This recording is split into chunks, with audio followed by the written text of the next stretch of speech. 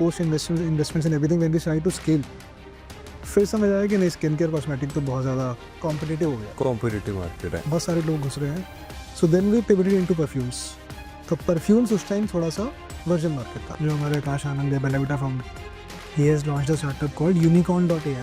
It's more about creating a platform which is for networking. जिसमें is catering to many categories. तो उसमें it is more about monetizing your time. उसने distributor से माल लिया है, उसने कि भैया नाइका के बंदे से माल ले लिया। अब वहाँ पे फिर वही आ गया, जो ऑनलाइन में प्राइसिंग गेम चल रहा है वो ऑफलाइन में पहुँच गया।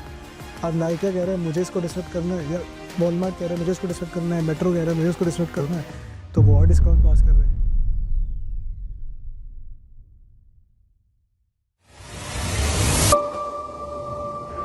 सो आपने फाउंडर्स के पॉडकास्ट तो बहुत देखे होंगे कि जिसमें फाउंडर की क्या जर्नी है, कैसे उसने अचीव करा है। बट आज हम उस बंदे से, उस पर्सन से मिलेंगे जिन्होंने उस मेन टीम, बेसिकली एक कंपनी को खड़ा करने में बहुत लोग लगते हैं, तो एक ऐसा पर्सन जिसने उस जर्नी में उसको सपोर्ट सिस्टम बना है, जिसने वो एक्चुअली में काम करके उसको साथ में खड़ा करा है। तो आज हम मिलेंगे group CFO Bella Vita brand, जो बेला विटा इनफैक्ट परफ्यूम का ब्रांड है, आजकल बहुत फेमस है। तो we will meet today with Kushal Agarwal, जो कि बेला विटा के करंट ग्रुप सीएफओ हैं। Thank you so much Kushal for coming to our podcast. First of all, how are you? Great sir, आप बताएं आप कैसे? All well, all well. So Kushal, जो Bella Vita brand है, फ्रॉम लास्ट 3-4 इयर्स, जो मेरे को as a consumer we have seen कि 3-4 साल में इसकी जर्नी बड़ी ही विजिबिलिटी बहुत बढ़ गई है। तो what do you think that what is the reason कि भाई 3-4 साल में आपने ऐसा क्या करा जिससे आपकी विजिबिलिटी का लेवल रॉकेट टाइप हो गया? ऐसा है शायद कि आई थिंक मल्टीपल फैक्टर्स रहे हैं, and not just for Bella Vita, there are multiple brands. Specially if you see post Covid जो एरा, ये 2019-20 में जब कोविड आया, उसके बाद से जो ऑनलाइन D2C इकोसिस्टम इवॉल्व हुआ है, उससे पहले भी बन it was sort of it has started earlier also, but specially post Covid जब सब लोग घर बैठे, everything was online, people were sort of spending, content creation शुरू हुआ, आपका सारा 5G आया, जियो ने इतना आपका डिसरप्शन लाया, उसके बाद से ऑनलाइन वर्ल्ड को बहुत एक अपॉर्चुनिटी क्रिएट हुआ मार्केट के अंदर। तो उसके बाद इतना आसान हो गया बिजनेस स्टार्ट करना। So if you talk about any of the brands, there are so many D2C brands are successful now. कुछ के आईपीओ आ गए हैं, मामाअर्थ का आईपीओ आ गया है, auto banks which are now got listed planning for IPOs, right? Bella Vita is one of the brands which got successful. So ये जो सारी ब्रांड्स हुई, first reason I think was primarily the opportunity that got created, which was कि जो आपको online का boom मिला and you got a platform to showcase your brand. I think second thing which has worked for us also and which has worked for again other brands is आपने कौन सा industry पकड़ा उस time पे। For example skin care का बहुत एक time था, there was a time specially 19 में when Bella Vita also started, it started as a skin care brand.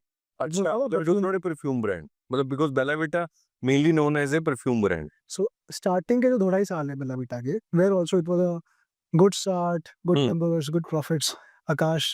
आकाश हमारे फाउंडर आकाश है, who started this. So he started with skin care only and it was a very problem solving skin care thing कि आपको आई lift करके हमारा एक product है जो अभी भी बहुत सेल होता है, which is to remove your dark circles, आई के नीचे से आने का, so it sort of brings that glow, और जो भी आपको प्रॉब्लम है वो आपको सॉल्व करता है।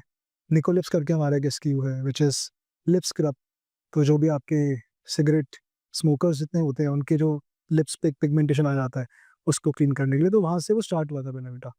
देन 2.5 साल उसमें we tested some success, then post investments and everything when we tried to scale, फिर समझ आया कि नहीं, स्किन केयर कॉस्मेटिक तो बहुत ज़्यादा कॉम्पिटिटिव हो गया, कॉम्पिटिटिव मार्केट है, बहुत सारे लोग घुस रहे हैं। So then we pivoted into perfumes.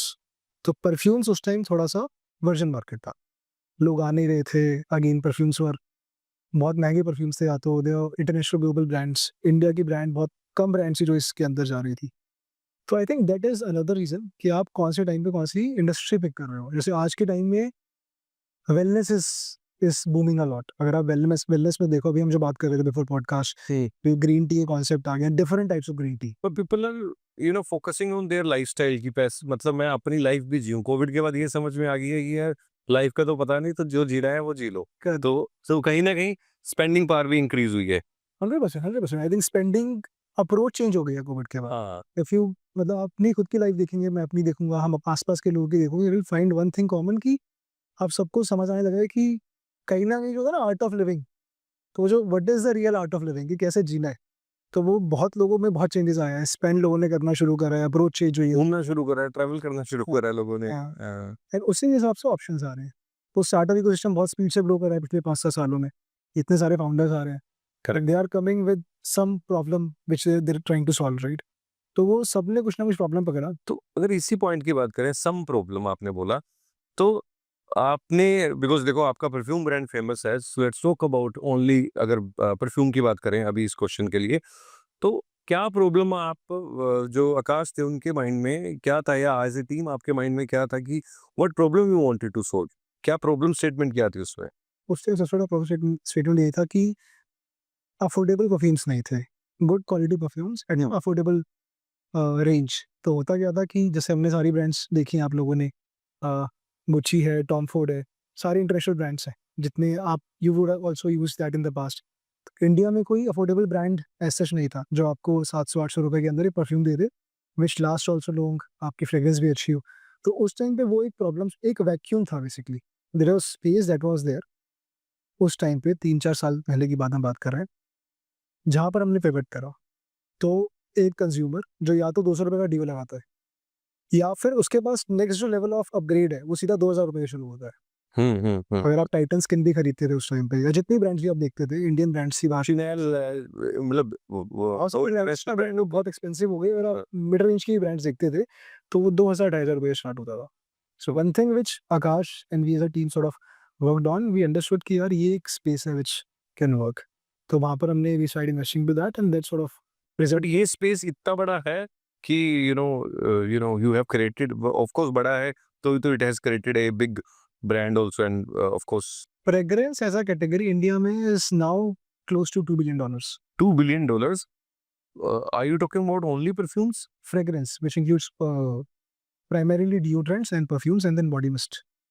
We were saying when girls जो जैसे male में and unisex में we prefer deos, mist is more of a feminine way, and then perfumes which are again bottle perfumes, and then different innovations come. So 2 billion only Indian market. Only in them. और अगर international बात करें तो the number is फिर 2 बहुत बड़ा है, too big. बहुत बड़ा। It's a very very big number, but India is also a large market for perfumes, and 1.5 से 2 बिलियन का नंबर के बीच में फिलहाल ट्रेंड कर रहा है मार्केट। एंड स्पेशली जब ये ecosystem and Bella Vita also got the benefit, क्योंकि वो एक स्पेस नया क्रिएट हुआ, तो fragrance has also grown very fast in like last 4-5 years. So अगर आप 4-5 साल की जर्नी देखेंगे, fragrance market would have grown by a CAGR of 30-35-40% at least Every year. So मतलब वो मोटा मोटा है, वो 500 मिलियन की मार्केट 2 बिलियन होगी, या may be more than that. तो एक, हाँ, एक सर्टेन स्पीड से ग्रो करी है which is much more than your other normal categories of FMCG में उसी स्पीड से। उसका रीजन भी यही है कि there are so many brands that have come up which have made it accessible to the consumers. तो जो कंज्यूमर्स हैं उनके पास अगर अब ऑप्शन आ गया है कि वो 500, 700, 1000, 1200 में, now they are thousands of perfumes. अब कितने सारी ब्रांड्स आप देखते हो, और आप इंस्टाग्राम पे देखते हो एड्स आती हैं, there are number of brands which are there which are now trying to provide affordable perfumes and good quality perfumes. तो वो जो एक बूम आया उसकी वजह से मार्केट और स्पीड से ग्रो करी इंडिया के अंदर। तो वो एक रीज़न रहा है। एंड थर्ड ऑब्वियसली एक आपका एक एग्जीक्यूशन का जो आपका अप्रोच होता है, तो वो जो आपको एक 0 to 1 की जर्नी है आपकी, एक 1 to 10 की जर्नी है, फिर 10 से 100 की जो जर्नी है, वो आप कैसे कवर करते हो। तो अपॉर्चुनिटी बहुत ज़रूरी है, टाइमिंग बहुत ज़रूरी है, आपका जो आपने पिवट करा, because you generally any startup, अगर आप किसी स्टार्टअप की हिस्ट्री देखेंगे तो मल्टीपल पिवट्स करके आता है। फेसबुक की हम हिस्ट्री पढ़ते हैं तो हम समझते हैं Facebook was supposed to be a social platform for the world, right? ऐसे करते-करते हर, आप अगर स्टार्टअप देखोगे कुछ ना कुछ स्टार्ट तो कैसे होता है, पिवट करके कुछ और बन जाता है। बेसिकली जर्नी के अंदर लर्निंग होती है, और आप अकॉर्डिंगली अपने आप को मोल्ड करते रहते हो, चेंज करते रहते हो, and then you come with something, some big output. Correct. नहीं, फेयर इनफ। और एक बहुत बड़ा फैक्टर होता है finding the right people also. तो हम लोगों को, हमें अच्छी टीम मिली, अच्छे लोग मिले जो joined our hands. That is team is really important to create anything. अगर वी टॉक अबाउट पहले हम इसी क्वेश्चन को अगर कंटिन्यू करें, मार्केटिंग, आपको विजिबिलिटी मिली, आपका जो हमने ये as a consumer what we have seen is कि आपने फाउंडर मार्केटिंग पे, founder was the only who was marketing only, वो खुद ही अपना फेस थे, खुद ही कर रहे थे आकाश। मतलब देयर वाज नो कि मेरा ब्रांड एम्बेसडर है, मैंने ये ले लिया वो ले लिया, जैसे ट्रेडिशनल दुनिया चल रही है। करेक्ट। तो उसमें मतलब what was the reason behind it and उसका ऑफ कोर्स इम्पैक्ट तो दिख ही रहा है हमें, but what was the reason thought process behind it कि मैं I ही think करता हूँ? this started way back in 2020 already, जब परफ्यूम्स ही नहीं था। वो completely Akash's excellence. So Akash is a very great marketing mind, very sort of, he's a marketing genius. तो वो एक उनका जो मार्केटिंग का अप्रोच है, because he also has come from a middle class background, has grown a lot in his life, so he understands कि एक middle class consumer क्या चाहता है, क्या समझता है, किससे रिलेट करता है। तो वो जो एक मार्केटिंग उन्होंने सॉर्ट ऑफ इन्वेंट करी 2020 की, मुझे शायद उनकी वीडियो याद है, wherein he used to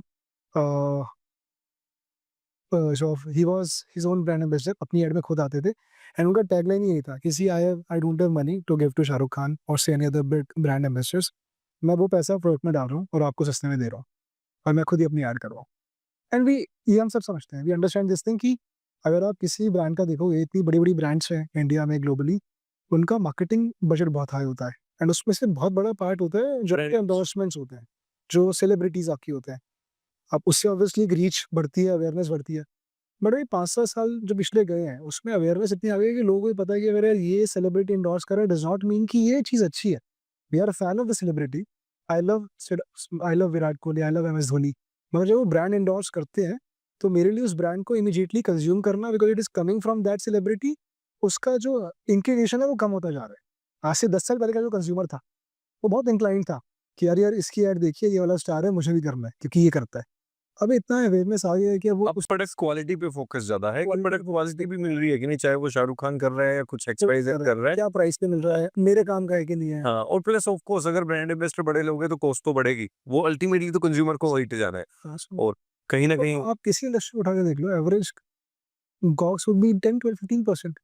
आप स्किन केयर इंडस्ट्री में बड़ी ब्रांड्स उठाओगे, आप बेवरेजेस की बात करते हो, most of these brands come at जो उनकी कॉस्ट ऑफ गुड्स सोल्ड होती है, द रियल प्रोडक्ट कॉस्ट, तो 20% से ऊपर होता नहीं है। तो जो बाकी लोडिंग है वो marketing marketing they also have to make EBITDA, they are not making 80% EBITDA, उनका 80% का प्रॉफिट नहीं है। वो तो वही अपने 10-15% पे ही कर रहे हैं, बट जो इतनी मार्केटिंग में जा रहा है 20%, 25% और जगह जा रहा है, तो वो आकाश का एक स्ट्रेटेजी था which worked for us, wherein हमने वो काटा, हमने खुद पे स्पेंड करा, and we pass that price, better pricing to consumer, जिससे कन्वर्जन आया, जिससे कंज्यूमर को प्रोडक्ट ट्राई करने को मिला। तो but I can feel from your answer is कि भाई जो भाई टोटल कॉस्ट है जो अगर कस्टमर ने 500 रुपए देने हैं, हाँ। प्रोडक्ट तो वो 50 रुपए का एक्चुअली, मतलब costing of that particular product उसको कन्वर्ट करने के मे बी 50 लगे हो, there is an add on cost marketing ये वो जो बड़ा बना देती है, and you worked on that cost, save करा उसको और कस्टमर को सस्ते में दिया। करेक्ट, सो हमने वो एक स्ट्रेटेजी लगाई, जो आपने मार्केटिंग का पूछा, तो आकाश के पहले वो मार्केटिंग आइडिया आया, जब वो काम करना शुरू करा, फिर प्राइसिंग ठीक थी, वो that is something which is worked for us. But जो ये परफ्यूम्स हैं, if we want to know more about कि परफ्यूम का मटेरियल कहाँ से बनता है और ये इंडियन मटेरियल है, बिकॉज इसमें भी बहुत कंफ्यूजन है एज ए कंज्यूमर, मेरे को ऐसा फील होता है। ये अनदर क्वेश्चन है तो कि भाई यार दुबई का इत्र का नाम बहुत सुना हुआ है कि दुबई में इत्र, तो वो इंडिया में क्यों नहीं है?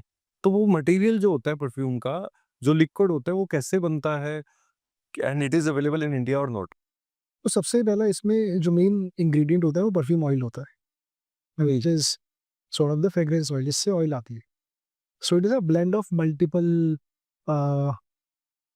Ingredients which come from flower, which come from different sources. तो जैसे आप देखोगे multiple different families of perfume अगर आप देखते हो, फॉर एग्जांपल आपका एक फैमिली है which is more of a floral family. तो ग्लोबली आप देखोगे तो द मोस्ट सेलिंग फ्रेग्रेंसेस, जितनी भी आपकी वॉल्यूम अगर आप उठाओगे पूरे ग्लोब की सेल्स का, तो फ्लोरल फैमिली बहुत बिकता है। देन फ्रूटी एक आपका फ्रेग्रेंस होता है, एक मस्क बहुत उनका one of the most liked sort of family. Then you have a woody family, जिसको आप आजकल ऊद बहुत चल रहा है एज अ ऊद बहुत चल रहा है। हमारा भी ऊद बहुत बिकता है। ऊद as a concept has been which is again more of Arabic thing, जो हमने दुबई का नाम लिया।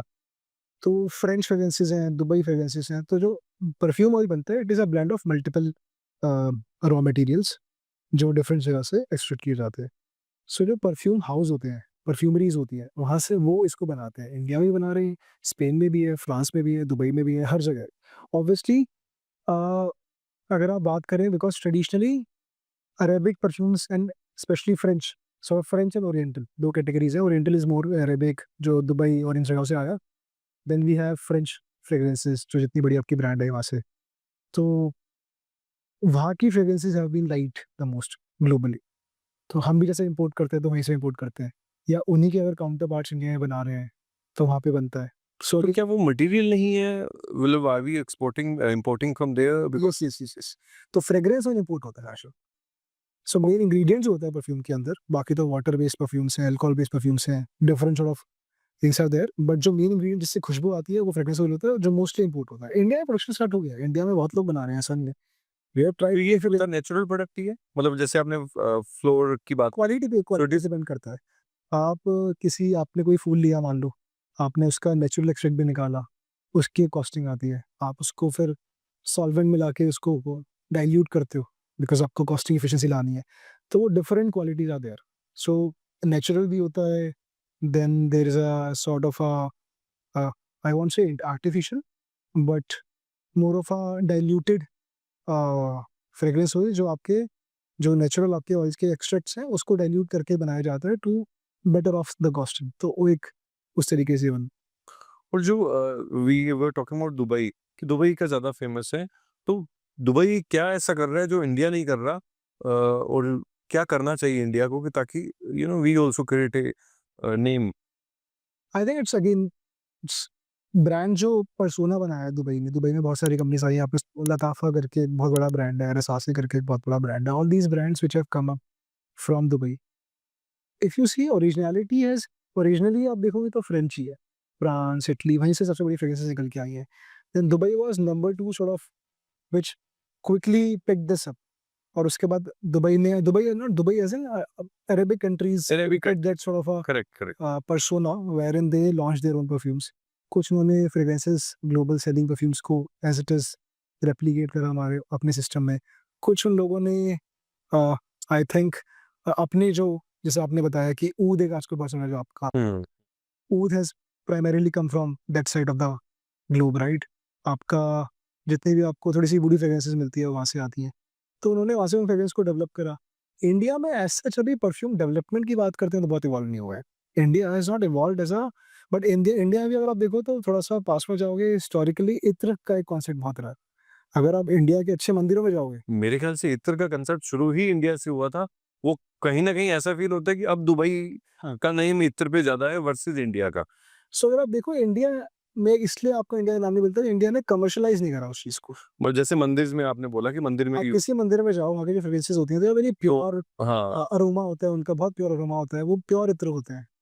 प्योर फ्रेग्रेंस ऑयल्स होते हैं, इनको वो यूज़ करते हैं, और वो डिफरेंट स्टेट्स में बन रहा है। राजस्थान में बहुत बनता है, मेरे ख्याल से गुजरात में भी बनता है, बहुत जगह पे बनता है। उनका मैन्युफैक्चरिंग चल रहा है, बहुत सेल हो रहा है। But they are not doing it at commercial brand level. That's why जब आप हम एज़ अ कंज्यूमर हम लोग बात करते हैं कि फ्रेंच फ्रेग्रेंस, हुँ, हुँ, इटली की फ्रेग्रेंस है, ये आपकी अरेबिक फ्रेग्रेंस है, वो इंडियन फ्रेग्रेंस की बात नहीं करते, बात नहीं करता। क्योंकि इसको इतना कमर्शियलाइज़ नहीं किया गया। तो क्या अभी मार्केट ये पड़ी है अभी? तो हाँ, mean 100%, 100%। See see market is थोड़ा-सा एक है रियलिटी ऑफ लाइफ कि market is always towards trends, कि अभी ट्रेंड क्या चल रहा है। तो ग्लोबल ट्रेंड्स क्या चल रहे हैं, वेस्ट में ट्रेंड क्या चल रहा है, इंडिया में क्या ट्रेंड चल रहा है। So market generally follows the trends, जो आपके ग्लोबल ट्रेंड्स चलते हैं। हुँ, तो अभी ट्रेंड्स चेंज होते रहते हैं। अभी ये बोलना कि इंडिया की जो अपनी फेमस अपनी फ्रेग्रेंसेस हैं, वो कब फेमस होंगी, उनका ट्रेंड कब आएगा, डिफिकल्ट टू से, but at certain levels is happening, वो हो रहा है। But somebody is putting effort कि मैं उस लेवल का, या आपने फ्रेंच फ्रेग्रेंस की बात करी या दुबई या अरेबिक की बात करी, तो उसमें अगर कोई काम कर रहा है and somebody is everybody is putting effort to it, I think we have evolved that much in multiple things कि जिसमें कहीं न कहीं हमने ग्लोबल ब्रांड बनाए हैं। अभी तक हाँ, अभी तक इंडिया से कोई भी ब्रांड ग्लोबल इतना बड़ा नहीं बना है। There are few brands, if you talk about Fogg, Fogg ने ग्लोबली वो भी नहीं बढ़ा। काफ़ी बड़ा अपना नाम करा है, एंड अभी there are limited brands in fragrance category which have come out of India, and globally बहुत एक्सेप्टेंस उनको मिल चुका है। अभी उस जर्नी में बहुत काम हो रहा है। We are also working, and there are other competitors which are working, and I now think the time is sort of come. अब वो स्टार्ट हो गई। बट कहीं न कहीं बहुत कम ब्रांड्स हैं ग्लोबल लेवल पे जो कि they are very famous type, मतलब डू यू थिंक कि अभी there is a lot of है, अभी स्पेस बहुत बड़ा है ग्लोबल लेवल पे इंडिया को एज़ एन इंडियन ब्रांड्स को बड़ा करने, या किसी के लिए भी, 100 any country? 100%, 100%, not only fragrances, I think in every category Ayurveda की अगर आप बात करते हो, आयुर्वेदिक सप्लीमेंट्स की अगर आप बात आयुर्वेदिक आजकल काफ़ी इन है। नेचुरल सप्लीमेंट्स, आयुर्वेदिक सप्लीमेंट्स इन सब की अगर आप बात करते हो, तो इनका जो ग्लोबल एक्सेप्टेंस है, बिकॉज़ वो तो इंडिया से ही रहा है सब कुछ। All the Ayurvedic ingredients, all the Ayurvedic medicines, जितने भी आपके वेलनेस के आयुर्वेदा नेचुरल सॉर्ट ऑफ आपके प्रोडक्ट्स हैं, जो हर्ब्स हैं, वो सारी इंडिया से मोस्टली ओरिजिनेट हुई है। मतलब हर कंट्री की अपनी-अपनी एक ट्रेडिशनल साइंस है, बट इंडिया का बहुत ग्लोबल हर्बल साइंस कहीं न कहीं इंडिया का आयुर्वेदा जो है वो इंडिया का तो वो बहुत ज़्यादा एक्सेप्टेड है। अगर आप यूएस से जाते हो, there are so many brands I can name also which have come out of India and जिन्होंने ग्लोबली इतना यूएसए में specially because USA is the largest market, तो कोई भी इंडियन ब्रांड पहले जाता है यूएसए जाता है। They try to sort of replicate what they are trying to do in India in USA first, तो वो यूएसए में ट्राई करते हैं। तो यूएसए में बहुत सारे ऐसे आयुर्वेदा कंपनीज़ हैं, जिन्होंने बहुत इंडिया की कंपनीज़ ने बहुत नाम अब तो आई थिंक आयुर्वेदिक के साथ naturopathy, there are lots of natural things, कहीं न कहीं ऐसा फ़ील होता है कि कहीं न कहीं वो पुराने ट्रेडिशन वापस आ रहे हैं इन एटलीस्ट प्रोडक्ट्स और आवर रूटीन लाइफ कि यार वो आयुर्वेदिक या वो नेचर, कहीं न कहीं मेडिसिन्स में जो आप बात कर रहे हो, वो भी there is somewhere trending and there is a lot of market in that segment also which is available. और I think very much required also. इसलिए वो कोविड के बाद जो चेंज हुए कि लोगों को अब वो नेचुरल जो आप बोल रहे हो बहुत सारी साइंसेज़ हैं एक्चुअली, मेरे को भी बहुत लिमिटेड नॉलेज है। इतनी सारी साइंसेज़ हैं इसके अंदर इतनी सारी थ्योरीज़ हैं, जैसे हम आयुर्वेदा की बात कर रहे हैं, फिर आपकी जो आप नेचुरल एक वर्ड यूज़ करते हैं, एवरी ब्रांड यूजेस कि we are our products are natural, हाँ, उसकी बहुत सारी लेयरिंग है। Organic organic organic organic is a word जो एक अलग ही सॉर्ट ऑफ अलग ही बिकता है, अलग ही प्रीमियम मार्केट में बिकता अब अवेयरनेस आ रही है। 5 साल पहले बहुत बिक रहा था, अब अवेयरनेस आ रही है कि ऑर्गेनिक का मतलब है क्या? What does organic actually mean? What does Ayurveda actually mean? What does natural also actually mean? तो वो जो हम marketing gimmick is one thing, जो भी ब्रांड्स करती हैं, सब ब्रांड्स करती हैं कि यार this is organic, this is natural. तो वो कंज्यूमर के लिए और एक जो कंज्यूमर है, कंज्यूमर के पास भी इतना टाइम भी नहीं है कि वो बहुत ज़्यादा रिसर्च करे। तो उसको एक कम्फर्ट मिल जाता है कि हाँ, there is something natural, there is something organic. But reality में उसकी बहुत सारी लेयरिंग है। आई एम नॉट सेइंग कि companies are claiming it incorrectly, but I am saying कि उसका इतना एक डेप्थ है, इतने सारे लेवल्स हैं कि कौन कैसे ऑर्गेनिक है, कौन कैसे नेचुरल, कौन-सी थ्योरी यूज़ कर रहा है, कौन-कौन सी साइंस यूज़ कर रहा है। वो समझना बहुत ज़रूरी है, बट हाँ, this is become a thing, ये एक बड़ी चीज़ बन गई है। और फिर कमिंग बैक टू जो परफ्यूम के जो ऑयल आपने कहा लिक्विड है, इसको तो रेप्लिकेट मतलब as a consumer again layman के एंगल से इसको तो रेप्लिकेट करना I don't think so it's difficult. मतलब एक रेसिपी है, ठीक है उसको बेचना उसको उस एंगल से अलग चीज़ है। बट कितना what do you think that कि कितना वो डिफिकल्ट या ईज़ी है कि 10 चीज़ें एक परफ्यूम को बनाने में लगती हैं? एज़ अ लेमैन अगर मतलब इस इंडस्ट्री में there is a scope if someone wanted to start that, तो do you think that it is very easy और इट इज़ वेरी डिफिकल्ट? कि डिफ़िकल्ट उस एंगल से है कि सोर्सिंग इतनी आसान नहीं है। मतलब आप जो ये परफ्यूम यूज़ करते हो उसमें 250-300 इंग्रीडिएंट्स होते हैं। It is not just 250-300 it is not only जो परफ्यूमरी जिसको हम बोलते हैं, परफ्यूम हाउसेज़ बोलते हैं। इंडिया में बहुत लिमिटेड परफ्यूम हाउसेज़ हैं व्हिच आर डूइंग वेल क्योंकि सोर्सिंग इतना आसान नहीं है और वो सारे इंग्रीडिएंट्स इंडिया में अवेलेबल नहीं है। हुँ। Lot of them are again आप क्या फ्रेग्रेंस बना रहे हो, क्या नहीं बना रहे हो, बट जनरली एक फ्रेग्रेंस जब बनती है, तो उसमें 200-250 इंग्रीडिएंट्स होते हैं। तो वो जो इंग्रीडिएंट्स की सोर्सिंग है, वो इतना आसान नहीं है। बट वो तो तब है जब मैं मैन्युफैक्चरिंग करता हूँ।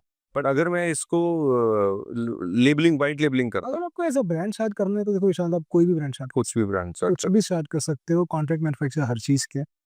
हमारे हरियाणा में इतनी कॉन्ट्रैक्ट मैन्युफैक्चरिंग है, गुजरात में इतनी कॉन्ट्रैक्ट मैन्युफैक्चरिंग है, महाराष्ट्र में इतनी कॉन्ट्रैक्ट मैन्युफैक्चरिंग है। और अभी तो India as a manufacturing hub इतना इवॉल्व हुआ नहीं है। India is now evolving as a manufacturing hub. India का ग्लोबली मैन्युफैक्चरिंग के अंदर इतना नाम नहीं है। हुँ। इफ यू उसी जैसे आपने बोला फ्रेंच कुछ चीज़ें आप इम्पोर्ट करते हो या फ्रेंच परफ्यूम्स हैं, हाँ, तो फॉर एग्ज़ाम्पल अगर किसी को बिज़नेस स्टार्ट करना है तो क्या उसको फ्रांस जाके समझना पड़ेगा टू नहीं ऐसा नहीं है। आपको आप फ्रांस जाके भी समझ सकते हो। इंडिया में भी उनकी ब्रांचेज़ हैं। India is a very big market. So all the big perfumers which are there in France, at least they are houses in India also. They are traders also. तो किसी को we are a different, our scale is different. We have sort of worked in a different approach. तो हम France भी गए हैं, Italy भी गए हैं, अरब भी गए हैं। हम तो सारी कंट्रीज़ में परफ्यूमरी हाउस में जाके वी सिलेक्ट आवर प्रोडक्ट्स। तो हमने उस तरीके से काम किया है। But layman if you want to start a brand, if I want to start a brand, India में है ट्रेडर्स, आपको मिल जाएंगी। यू कैन आपने बेसिकली प्रोडक्ट पे काम करा है हमने बहुत काम करा है। कि ताकि सो दैट रिसर्च करके करा है। Affordability and so pricing and product. But इसको कहीं ना कहीं बिकॉज परफ्यूम में एक ऐसी सेगमेंट है, उसको कहीं ना कहीं रेप्लिकेट करना, मतलब फॉर एग्जांपल अगर मैं 10 परफ्यूम रख दूं विदाउट लेबल, उसमें बहुत बड़ा ब्रांड भी हो छोटा ब्रांड भी हो, यू नो इसको the question is how to control that कि यार ये ऐसा है, ये ऐसा है, इसमें ये लगा है, इसमें ये लग रहा है, और there is a risk which is involved. See, perfume otherwise also as a category is difficult. Fragrance as a category is very difficult because fragrance is not a need.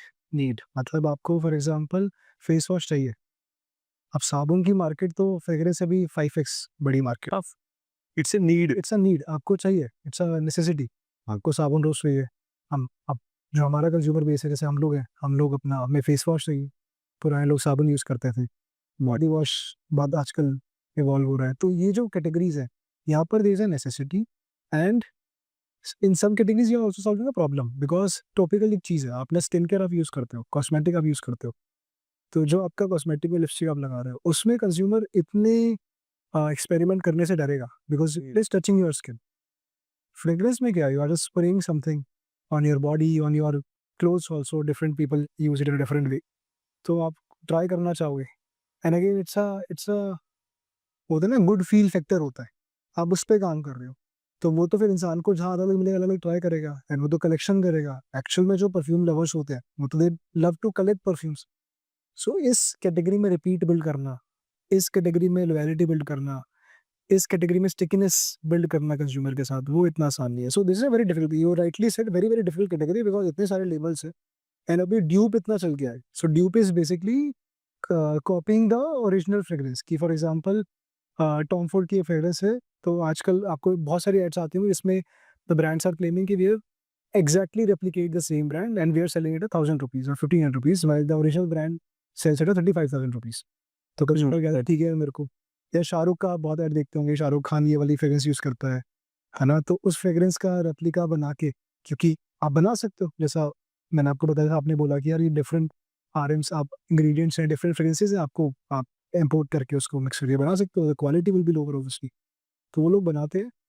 इसलिए ये कैटेगरी बहुत डिफिकल्ट है, इसमें एक loyalty build करना is not easy. तो इसको जो कॉपी आपने कहा कि 35,000 वाला था और 1000 में दे आर सेलिंग, तो इसको तो कॉपी करना बड़ा इजी है। तो और एनीवेज जैसे बड़े ब्रांड है, डियोर है, शनेल है, ये ग्रे मार्केट में भी उस ब्रांड नेम से बिकते हैं। शनेल के नाम से ही मेरे को मिलेगा कॉपी कॉपी, और फ्रेग्रेंस भी मोर और लेस मेरे को डिफरेंशिएट करना मुश्किल होगा। तो इसका as a brand how you control that कि यार मेरी कोई कॉपी बना के बेच देगा फॉर एग्जांपल। नो कंट्रोल, कोई control, there is no control. आपकी कॉपी बन सकती है और बस तो नहीं, उसके कोई लॉज नहीं है। कोई लॉज नहीं, लीगली आपको कोई कॉपी कर रहा है, ये है कॉपीराइट या ट्रेडमार्क, तो आप 100% कर सकते हैं। तो वो तो है एक law, which is general law, कि फॉर एग्जांपल आपने कल को किसी ब्रांड का कॉपी करके नाम से अपना रख लिया, तो वो कंपनी आपको देगा सू यू। सो आईपीआर जो है, intellectual property rights of trademark, उसमें वो एक लॉ है। परफ्यूम स्पेसिफिक अभी कोई ऐसा लॉ नहीं है इंडिया के अंदर कि यार इसने मेरा, for example even if you copy my fragrance and you don't keep the name as Bella Vita, you keep name as से रेज परफ्यूम्स फॉर एग्जांपल, तो उस केस में आपका, आप पे मैं केस नहीं कर सकता, आपने मेरी फ्रेग्रेंस को। तो आप कह रहे हो कोई मेरे इंग्रेडिएंट्स की कोई कॉपी नहीं, वो नहीं, मतलब उसका आईपीआर है आपके पास, कॉपीराइट है आपके पास, बट फिर मेरे पास ब्रांड नेम का कॉपीराइट होगा, so I can trademark my brand. मर्डन की जैसे। फ्रेग्रेंस का नहीं कर सकते। अच्छा। फ्रेग्रेंस की फॉर एग्जांपल रेसिपी है, उसको पेटेंट कराना, इसलिए आप कर सकते हो, and it is not for fragrance only, anything you can patent which is more of a formula. तो आप पेटेंट किसको करते हो, फॉर्मूला को पेटेंट करते हो। फॉर्मूला को। फॉर एग्जांपल आपने एक प्रोडक्ट बनाया, टेक में कोई आपने प्रोडक्ट बनाया व्हिच इज अ सॉफ्टवेयर, तो आपने उसका सॉफ्टवेयर को मान लो पेटेंट करा लिया अपने नाम पे, या आपने किसी फॉर्मूला को पेटेंट करा दिया, आपने कोई दवाई बनाई उसका आपने पेटेंट करा दिया, तो आप फ्रेग्रेंस को भी पेटेंट करा सकते हो। प्रॉब्लम इज फ्रेग्रेंस, जैसे medicine, you are rightly said, जैसे मेडिसिन है, जितनी मेडिसिन आती है उसमें फॉर्मूला है। उस फॉर्मूले को पेटेंट करा लेते हैं कि this is our formula only. अब उसके जो जेनरिक ब्रांड्स निकलते हैं, what they change a certain RM, certain ingredient, तो उसका एक मॉलिक्यूल उसने चेंज कर दिया, तो पेटेंट से तो बच गए, इम्पैक्ट सेम आ रहा है या सिमिलर आ रहा है। इसलिए तो देखते हो ब्रांडेड मेडिसिन से जनरिक मेडिसिन का एक जो कॉन्सेप्ट चलता है कि branded medicine sir 5x of जो जनरिक की प्राइसिंग होती है। अब हम लोग है कि हम कहेंगे नहीं हमें ब्रांडेड चाहिए बिकॉज हमें मेडिसिन में आदमी रिस्क कम लेता है, बट जनरिक बहुत बिकता है क्योंकि आप जो बेच रहे हैं फार्मासिस्ट वही बोलेगा कि ड्रग तो सेम है ना, हाँ, आप ले लो, आप क्यों एक्स्ट्रा पैसा लगा रहे हाँ, हैं? Correct, correct, correct. तो वही सेम चीज़ हर जगह एप्लीकेबल होती है। It's more of a patenting a formula, but reality is this also कि पेटेंट को आप एज़ इट इज़ कॉपी नहीं कर सकते, पर 250 में से आपने 2 इंग्रीडिएंट चेंज कर दिए, जिसकी वजह से आपके फ्रेग्रेंस में इम्पैक्ट नहीं आया, तो आप उसको कैसे कंट्रोल करोगे? तो वो पॉसिबल नहीं है, that is not possible. That's why this again this industry is very difficult. Fragrance is a category. तो इसको कंट्रोल नहीं कर सकते कि कॉपी बेचेगा तो यू कांट कंट्रोल इट। जैसे आप अगर किसी ने करा है उसको उस पे केस कर दोगे अगर सेम ब्रांड है, बट हाँ, सेम इंग्रेडिएंट्स डाल के थोड़ा बहुत ट्वीक करा और बेच सकता है वो। सो कुशल, जो D2C मार्केट है which is from last 4-5 years we have seen कि it is growing like anything. So पहली I have multiple question. One, what what do you think that कि ये बढ़ेगा या कहीं ना कहीं जाके स्टैग्नेंट हो जाएगा? कि यार एक होता है ना, जो अभी भी पीछे बात कर रहे थे कि यार एक मार्केट में ट्रेंड चलता है और फिर उसके बाद वो ट्रेंड दूसरा ट्रेंड आता है, तो इज इट एक वेव है जो कि थम जाएगी और something else will replace because AI आ रहा है, वी डोंट नो कि क्या मूव हो, हुँ। और it will keep growing? So I think eventually अभी D2C, डायरेक्ट टू कंज्यूमर जिसको हम बोलते हैं, राइट? डायरेक्ट टू कंज्यूमर क्या है कि you are reaching directly to the consumer. तो जब ऑनलाइन वर्ल्ड मिला, आपको अपनी वेबसाइट बनाने को मिला, या आपको अमेज़न, फ्लिपकार्ट मिले, अभी क्विक कॉमर्स बहुत चल रहा है, Blinkit, Zepto, hmm. Swiggy. So उनके through you are now able to place your products. तो मेरे को अपनी वेबसाइट बनाने को मिल गया, जहाँ पे मैं अपनी एड चला के लोगों को ला सकता हूँ, एंड पीपल को, मतलब कंज्यूमर को डायरेक्टली रीच आउट कर सकता हूँ, and consumers can directly buy from me hmm. और through market places which are again online. So direct to consumer में कन्वीनियंस आ गया। That's why so many brands came up in the market. 5 साल में कितनी thousands of brand have come. फिर आप startup का भी एक हमारा डेटा होता है ना, DPIT, जो एक स्टार्टअप करेक्ट, करेक्ट। रजिस्ट्रेशन होते हैं, अगर आप देखोगे तो वही आपका पिछले 5 साल में डबल हो गया, मोर देन दैट। वो नंबर इसलिए बढ़े बिकॉज़ बहुत ईज़ी हो गया, तो D2C ने वो रोल प्ले करा है। But at the same time when a brand grows, तो उसको ऑफलाइन भी जाना पड़ता है।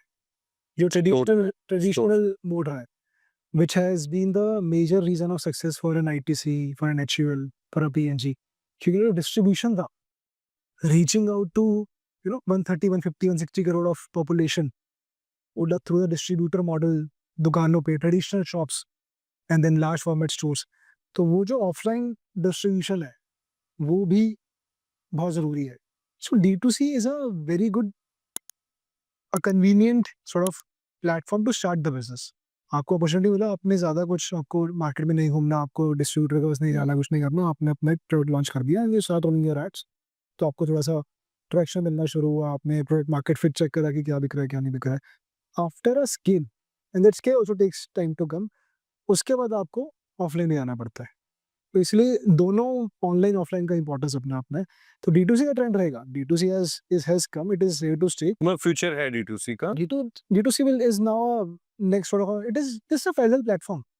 जो ऑफलाइन पहले हम करते सब कुछ। पर अभी कहीं ना कहीं D2C मतलब इज इंक्रीजिंग वर्सेस ऑफलाइन, क्योंकि देखो being a customer I tell you, जब हम भी we buy something, we normally क्या ट्रेंड हो गया है कि मैं पहले Amazon पे या फ्लिपकार्ट या वेबसाइट पे जाऊंगा यार, सेम ब्रांड मेरे को लेना है, सेम प्रोडक्ट लेना है। ऑफलाइन क्या मिल रहा है, मैं स्टोर पे खड़ा हूँ, मैं देखता हूँ यार 500 रुपये बच रहे हैं, 2000 की चीज 1500 में मिल रही है, वाई आजकल तो डिलीवरी भी 10 मिनट में आने लग गई, बट चलो 1 डे में आ जाएगी। तो कहीं न कहीं do you think that that also की प्राइसिंग इम्पैक्ट, और this pricing impact do you think it will also same आएगा, लेवल पे आएगा? तो आना खर्चे भी अलग-अलग हैं। आना चाहिए। सो बेसिकली ऑनलाइन का एक और रीज़न रहा है, that is has been the price. Price. आपने बिल्कुल सही पकड़ा, बिकॉज़ डिस्काउंटिंग बहुत हो रही है। And not just brands on their own website, जिसको आप D2C बोलते हैं, अपनी खुद की वेबसाइट, मार्केट प्लेस से बहुत फंडिंग हो रही है।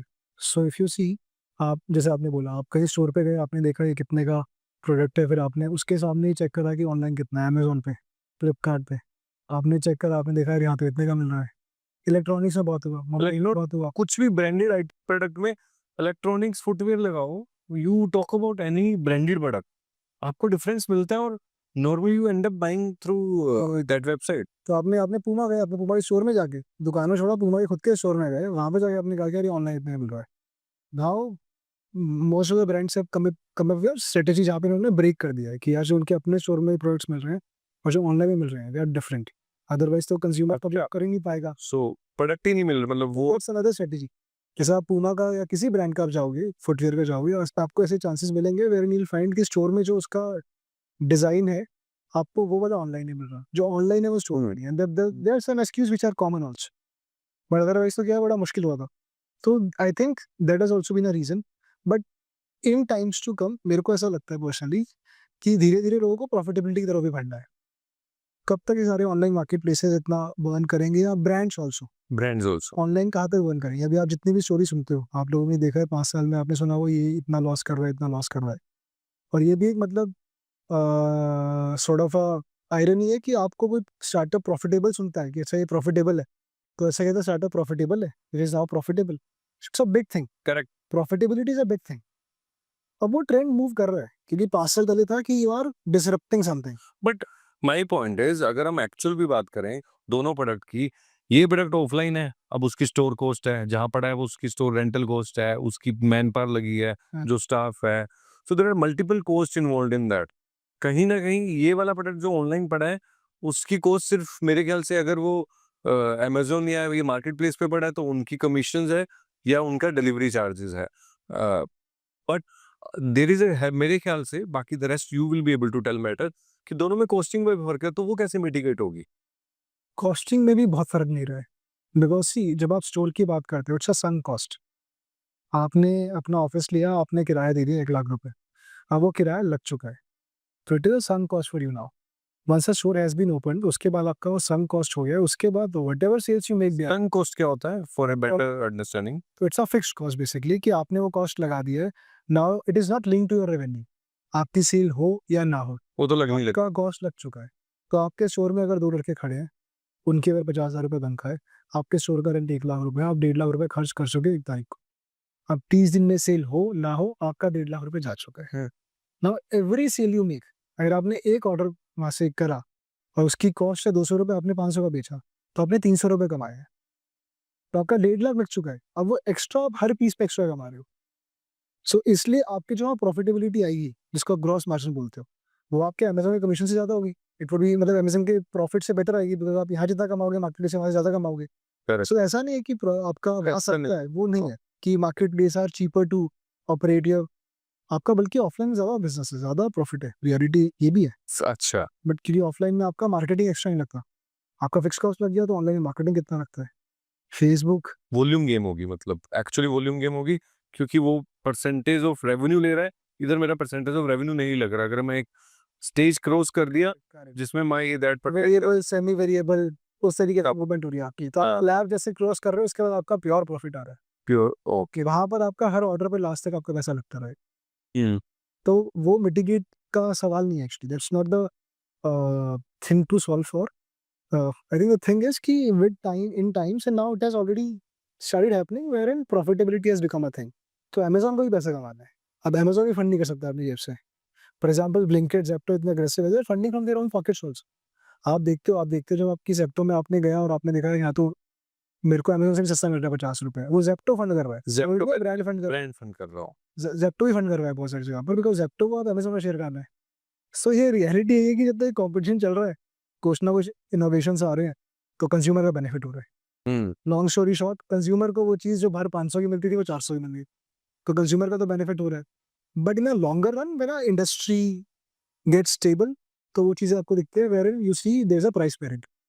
मतलब अल्टीमेटली लॉन्ग टर्म में देखें तो वो खत्म कहीं ना कहीं after 10 years down the line ये ब्रांड, बट ये कुछ ना कुछ नए ब्रांड आते रहेंगे, इवोल्व होता रहेगा, बट कहीं ना कहीं ये पैरिटी पे आएगा कि यार सेम प्राइस पे मेरे को मिल रहा है, then I will focus on. और एनीवेज चाहे हम ऑफलाइन ऑनलाइन की बात कर रहे हैं, but there are some product which is look and feel, और मेरे को फिजिकली देख के कहीं ना कहीं होता है कि देखो, फॉर एग्जांपल मैं अपनी बात करूं तो मेरे को क्लोथ्स में होता है कि यार attire you should go and at least try before buying. तो घर में कितने कपड़े मंगाओगे और क्या क्वालिटी आ रही है, कैसा आ रहा है, तो डेफिनेट। बहुत ज़रूरी है। आपको touch and feel, quality, fitment, apparel में खासकर, फुटवियर में खासकर, आप ऑनलाइन मंगा लो, फिटमेंट का इश्यू है, तभी तो आपके इस इंडस्ट्री में रिटर्न बहुत ज़्यादा होता है।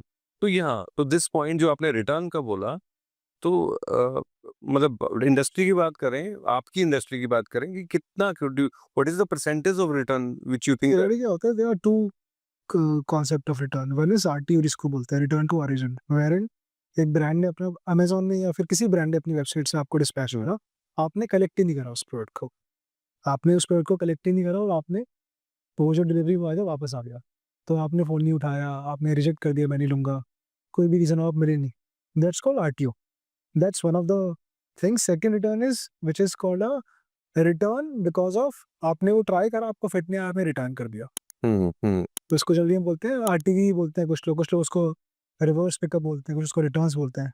सो एक रिटर्न टू ओरिजिन होता है, एक रिटर्न टू वेंडर बोल लो, रिटर्न्स बोल लो नॉर्मल उसको और सिंपल लेमन लैंग्वेज। तो आरटीओ अलग ऑपरेट करता है। RTO generally it starts from 10% and 20% तक भी जाता है। अच्छा। अलग-अलग हाँ, ऑडियंस के ऊपर है, क्वालिटी ऑफ ऑडियंस। अब आपने आपने ऐड देखी, आपको बड़ा मज़ा आया ऐड देखते कि यार मुझे ये वाला ग्रीन टी ट्राई करना है।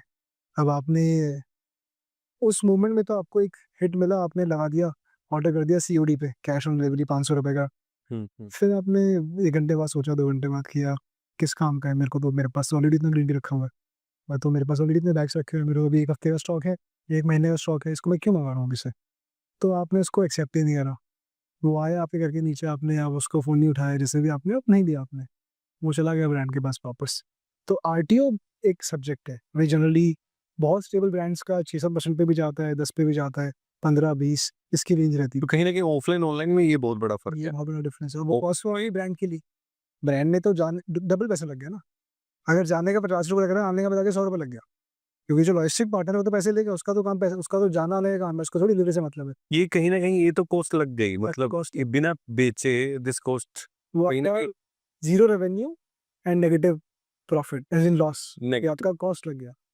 रिटर्न्स में क्या होता है, रिटर्न्स जनरली हमारी कैटेगरी में कम होता है, स्किन केयर में कम होता है, वो थोड़ी-सी हाई एएसपी जो प्रोडक्ट्स होते हैं, इनका सेलिंग प्राइस हाई होता है, या अपैरल में होता है, या फुटवियर्स में होता है, वहाँ पर आपका रिटर्न का कॉन्सेप्ट होता है। सो अपैरल्स में आपका रिटर्न्स जो मैं देखता हूँ डिफरेंट कैटेगरीज़ में अगेन 15%, 20%, 25% तक आपका रिटर्न। तो फिटमेंट की बात हो जाती है उसमें कहीं न कहीं मेरे को क्वालिटी नहीं पसंद आई, फिटमेंट नहीं पसंद आई तो मैंने वापस कर दिया। तो आपने कन्वीनियंस तो कर दिया कंज्यूमर के लिए, बट कॉस्ट आती है उसकी। So online is a very difficult world to operate into. ऐसा नहीं है कि इट इज़ ईज़ी और ऑफलाइन का नुकसान हो रहा है।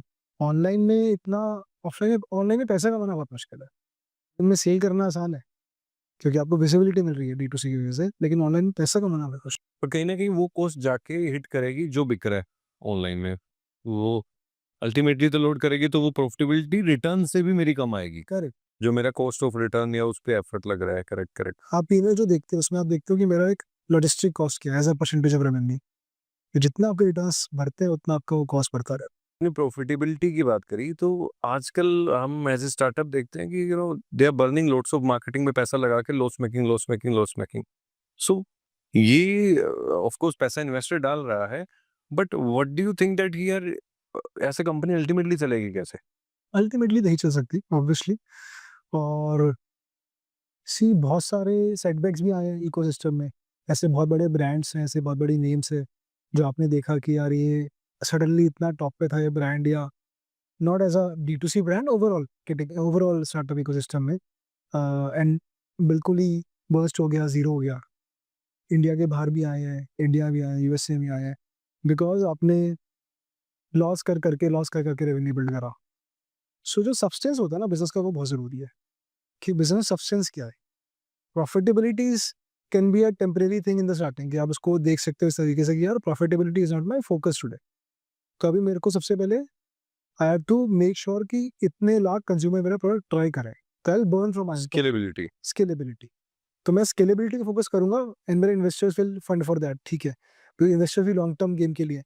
तो इन्वेस्टर को चाहिए अभी आप करो, once you create a brand then we will move towards profitability, and उस प्रॉफिटेबिलिटी के बाद will start making money. Investor को आरओआई चाहिए, इन्वेस्टर कोई पैसा तो आरओआई के लिए देता है, उसका और कोई इंटेंट है नहीं। तो अब इसमें क्या होता है, when you start burning money, तो उस दौरान में आपको ये समझ, आपकी अप्रोच ये बहुत ज़रूरी है कि are you creating a substance in the business और नॉट?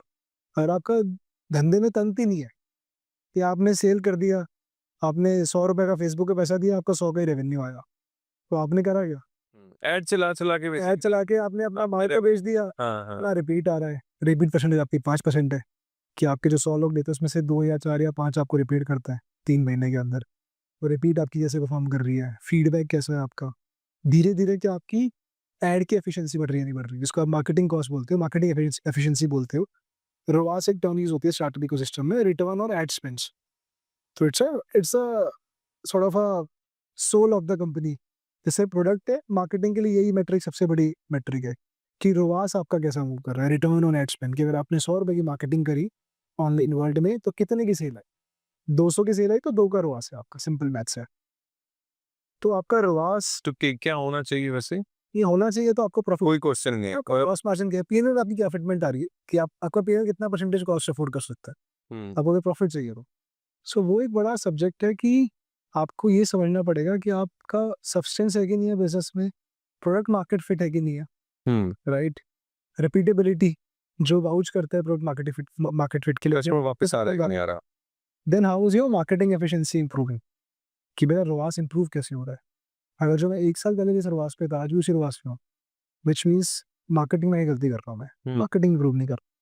तो ये 3-4 चीज़ें होती हैं, आपका मार्केटिंग एफिशिएंसी, आपका प्रोडक्ट मार्केट फिट, आपका कंज्यूमर स्टिकीनेस, रिपीट रेट्स, इन सब चीज़ों के बेसिस पे आप इवैल्यूएट करते हो। तो वो बहुत ज़रूरी है। अगर आप बर्न कर रहे हो, इट्स अ कॉन्शियस बर्न और इट्स अ अनकॉन्शियस बर्न। तो आप सिंपल लेमन वर्ड्स में बात करें कि me as a founder I am burning consciously, कि मुझे पता है ये मैं इन्वेस्ट कर रहा हूँ and I know this burn will happen but this is helping me here, I am trying to reach here, ये मेरा गोल है। एंड इसके बाद धीरे-धीरे मेरा बर्न कम होगा, ब्रेक इवन आएगा, फिर मैं प्रॉफिटेबल होऊँगा। मगर आप अनकॉन्शियस अनअवेयर बर्न करे जा रहे हो कि यार इन्वेस्टर ने पैसा दे दिया है, अब मुझे कुछ डिस्टर्ब करना है, डिसरप्शन के नाम पे हमने सारा पैसा जमा दिया, तो वो फिर दैट डज़ नॉट वर्क, तो उसकी फिर सस्टेनेबिलिटी नहीं है। हुँ। तो ये जो 0 से 10 की जर्नी है या 10 से 100 की जर्नी है कि हम फॉर एग्ज़ाम्पल देखो आजकल हर कोई पैसा कमाना चाहता है कि मैं यार 10,000 करोड़ का, 1,000 करोड़ का, 1 बिलियन वैल्यूएशन तो कहीं न कहीं this is a target word. Unicorn unicorn की 1 बिलियन वैल्यूएशन हमने करी है। So that's a target. जो डेटा भी होता है कि भाई 22 आई थिंक 2024 में 22 के आस-पास यूनिकॉर्न्स बने टाइप। सो ये यूनिकॉर्न्स बनने की जर्नी बेसिकली 5 इयर्स डाउन मतलब 5 इयर्स में कैसे कंप्लीट करी जाए। तो ये 0 से लेके वो 1 बिलियन की जो जर्नी है वो सो व्हाट हेल्प्स और ऑफ कोर्स उसके लिए पैसा भी चाहिए। तो that also if you can answer कि भाई कैसे उसको इन्वेस्टर को क्योंकि आपने कहा कि बर्न करना है, आपको कॉन्शियसली पैसा लगा रहे हो कि मैं अपना स्केल बढ़ा रहा हूँ। बट उसको 0 से 1 बिलियन एज़ अ लेमैन मेरे को करना है तो मैं कैसे करूँ? आई थिंक ये तो एक इसका तो स्ट्रेट फॉरवर्ड आंसर नहीं है, 1 बिलियन तो बहुत बड़ा नंबर आपने बोल दिया। एक चीज़ ये भी है यूनिकॉर्न का, आप देखो यूनिकॉर्न एज़ अ टर्म उसका ट्रेंड बहुत कम हो गया है। अभी आपको नहीं सुनने में आता कि उस ब्रांड ने यूनिकॉर्न स्टेटस अचीव कर लिया। बीच में आज से 2 साल पहले जाओगे तो unicorn status was the thing कि यार brands were which were turning unicorn, मतलब $1 बिलियन का इसका वैल्यूएशन, जो यूनिकॉर्न का जो मतलब है। फिर डेकाकॉन आया, $10 बिलियन। हाँ, सो ऐसे करके टर्म्स आते रहे। करेक्ट। बट अभी वैल्यूएशन गेम कहीं न कहीं मैंने देखा है थोड़ा-सा, आप ट्रेंड देखो, जो मैंने ऑब्ज़र्व करा पिछले 2 सालों में, कि प्रॉफिटेबिलिटी पे फोकस आ अब गया। वैल्यूएशन पे बहुत फोकस नहीं हो रहा है कि how do I increase my valuation. So the question is not this कि मैं 1 बिलियन वैल्यूएशन कैसे करूँ? अब लिस्टिंग डेप्थ की तरफ मूव कर रही हैं ब्रांड्स, तो लिस्टिंग में भी वैल्यूएशन ही क्रिएट होती है। बट वो यूनिकॉर्न का ज़माना चला है कि हम यूनिकॉर्न वर्ड यूज़ कर रहे हैं, डेकाकॉन वर्ड यूज़ कर रहे हैं, but it is more about creating a decent valuation for the company. तो मोर रेवेन्यू से बनती है, प्रॉफिट से बनती है। अगर आप देखो, आप शेयर में इन्वेस्ट करते हो, तो आपको किस पे मल्टीपल देते हो आप कंपनी को? या तो रेवेन्यू पे दे रहे हो या मोस्टली पैट पे दे रहे हो आप लोग। हुँ। रिटेल कंज्यूमर वो वैल्यू कैसे करता है कि इसका पी रेशो क्या है? कि भई इसका पैट है इतने रुपए का, इसकी वैल्यूएशन कितनी है? तो ये 50 के पैट पे ऑपरेट कर रहा है, पैट है, what is PAT? Profit after tax. Profit after tax. So जब हम प्रॉफिट आफ्टर टैक्स की बात करते हैं, तो मेरा जो नेट प्रॉफिट है बेसिकली, एक एबिटा होता है which is before tax and depreciation and interest cost, which is purely business EBITDA, business profit, and then उसके बाद आप ये टैक्स और इंटरेस्ट और डेप्रिसिएशन हटा दो तो प्रॉफिट आफ्टर टैक्स पे आ जाते हो। तो लिस्टेड कंपनीज़ के लिए PAT is the biggest multiple, and then revenue growth, कि किस स्पीड से रेवेन्यू ग्रो कर रहा है। Correct. Last year YoY, QoQ आपका रेवेन्यू परसेंटेज ग्रोथ कैसे आई है? तो इवेंचुअली टारगेट वही है, रेवेन्यू एंड प्रॉफिट्स। अभी कहाँ मूव कर रही है? यू सेड कि रेवेन्यू एंड प्रॉफिट, वैल्यूएशन आप कह रहे हो कि कहीं न कहीं the focus is not on I think valuation is an output metric. Valuation आपके आउटपुट मेट्रिक है, जो रिजल्ट है। Input metric is in revenue and profits are also output metric, but you are trying to achieve revenue and profit not by valuation. Valuation अपने आप में बन जाती है जो आपके रेवेन्यू नंबर्स होते हैं, उसकी बेसिस पे, आप ऐड के basis. So I think journey होती है, जो आप बोल रहे हो अभी किस तरफ मूव कर रहा है, there is no answer to this. The answer is कि every startup has its own journey. तो कुछ स्टार्टअप के लिए भी स्केलेबिलिटी इंपॉर्टेंट है। कोई स्टार्टअप स्टेज पे उनके रेवेन्यू इंपॉर्टेंट है. Some startups have crossed the stage, have scaled a sort of at decent high numbers. अब उनके लिए profitability is the key कि उनको प्रॉफिटेबल होना है ताकि वो अपने एग्जिट्स, लिस्टिंग, मर्जर्स जो भी इनको प्लान करना है या कुछ नहीं करना तो पैसा घर लेके जाना है निकाल के, जो हर महीने पैट आएगा उससे अपने घर पैसे लेके जाएंगे जिनका शेयर होल्डिंग है उस कंपनी के अंदर. तो अब उनको प्रॉफिटेबिलिटी चाहिए. तो वो स्केल है, स्टेज है, आई थिंक जर्नी है वो. तो सब स्टार्टअप की अपनी है. बट एक सेंस एक सॉर्ट ऑफ वो आ गया है इंडस्ट्री के अंदर पिछले 2-3 सालों में कि अब प्रॉफिटेबिलिटी की बात की जाती है, प्रॉफिटेबिलिटी को देखा जाता है. अब अनकॉन्शियस बर्न की रिस्पेक्ट नहीं है कि आप पैसा जलाए जाओ और रेवेन्यू लाए जाओ, वो कॉन्सेप्ट खत्म हो गया. जो शायद 5-6 साल पहले हाँ. एक लेवल पे था कि लोग थे जिनको पैसा मिल रहा था, उनको था कि आप डिसरप्ट कर दो, बाद में देखेंगे क्या होगा. बट अभी लोगों को समझ आया कि यार जब उनका उतना अच्छा रिजल्ट नहीं आया तो उनको समझ आया कि ये कॉन्शियसली अपने को देखना पड़ेगा हम क्या करोगे. तो जो इन्वेस्टर है, what do you think that what 5 points as an investor, आप काफी इन्वेस्टर से मिलते होगे, कि क्या देखता है कि यार ये 5 चीजें आपको you have to focus. Investor एक तो फाउंडर पे बेट करता है. अगेन स्टेज पे डिपेंड करता है. अर्ली स्टेज अगर स्टार्टअप्स है, अगर हम मान लो if you do address this to early stage founders, जिन्होंने या तो अभी स्टार्ट करा है स्टार्टअप या you are thinking to start a startup, right. उनके केस में फाउंडर की क्वालिटी पे, फाउंडर पे बहुत बेट करते हैं. उसका बैकग्राउंड, पर्सन पे बेट होती है. इंसान पे बेट कि उससे जब मिलते हैं उसका माइंडसेट क्या है, उसका बैकग्राउंड क्या है, उसने लाइफ में अब तक किया क्या है, क्या करना चाह रहा है, क्या अप्रोच है, कैसे सोचता है. सो अर्ली स्टेज पे मोस्टली आप फाउंडर पे बेट करते हो और आइडिया पे बेट करते हो. क्योंकि जब आपने डे 1 पे स्टार्ट करा है या डे 100 है तो आपके पास ना रेवेन्यू दिखाने को, ना आपके पास. प्री रेवेन्यू पे भी फंडिंग मिल जाती है कुछ लोगों को बेस्ड ऑन उनके प्रोफाइल क्या है, कुछ क्या है. तो वही different types of funding, seed funding, angel funding से स्टार्ट करते हैं, फिर सीड फंडिंग पे जाते हैं, फिर series A, series B, series C. एक जनरल इवेंट, जो जनरल टर्म्स रही है इस इकोसिस्टम के अंदर. तो हर स्टेज के इन्वेस्टर अलग चीजें देखते हैं. एक फाउंडर हो गया, सबसे मान लो शुरू में फाउंडर देखोगे आप, फिर आइडिया बहुत इंपॉर्टेंट होता है. आइडिया फिर इम्पोर्टेंट वो मार्केट देखते हैं कि मार्केट स्केलेबिलिटी है. जिस मार्केट में आप जा रहे हो उसका स्केलेबिलिटी कैसा है, उसकी कॉम्पिटिटिवनेस कैसी है, कंपटीशन कैसा है, कि उसमें भैया जो बड़े कॉम्पिटिटर बैठे हैं क्या आपको एंटर करने देंगे, नहीं करने देंगे. प्लस आपका स्केलेबिलिटी कहाँ तक जाएगा, अगर बहुत नीश तो नहीं है मार्केट.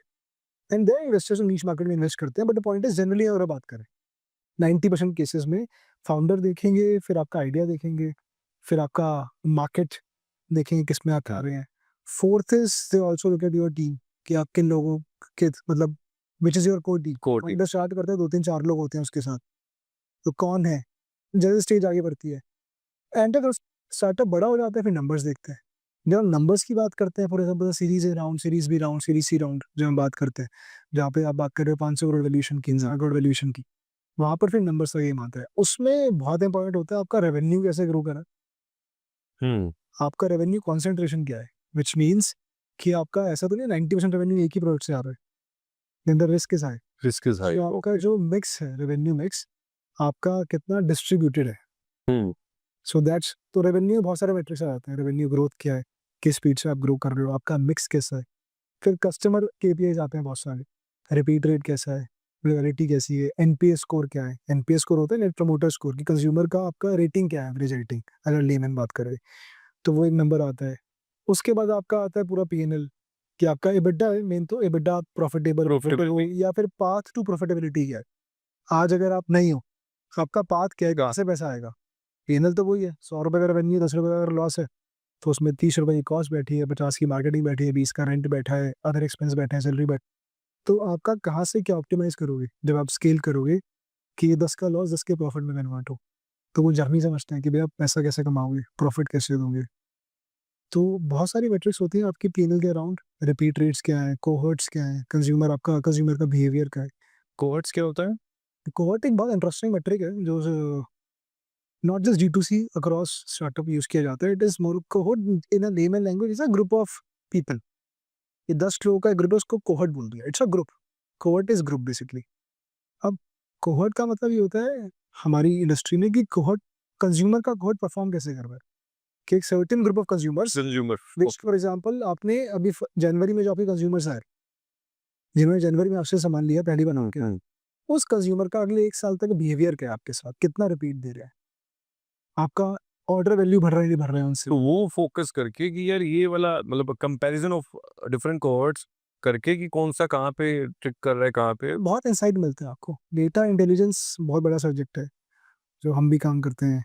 मेरा भी एक कोर्स थोड़ा सा एरिया है जिसमें मैंने शुरू से काम किया, जो मैं यहाँ पे भी करता हूँ। और सब ब्रांड बहुत इसके लिए अब अग्रेसिव हो गए हैं।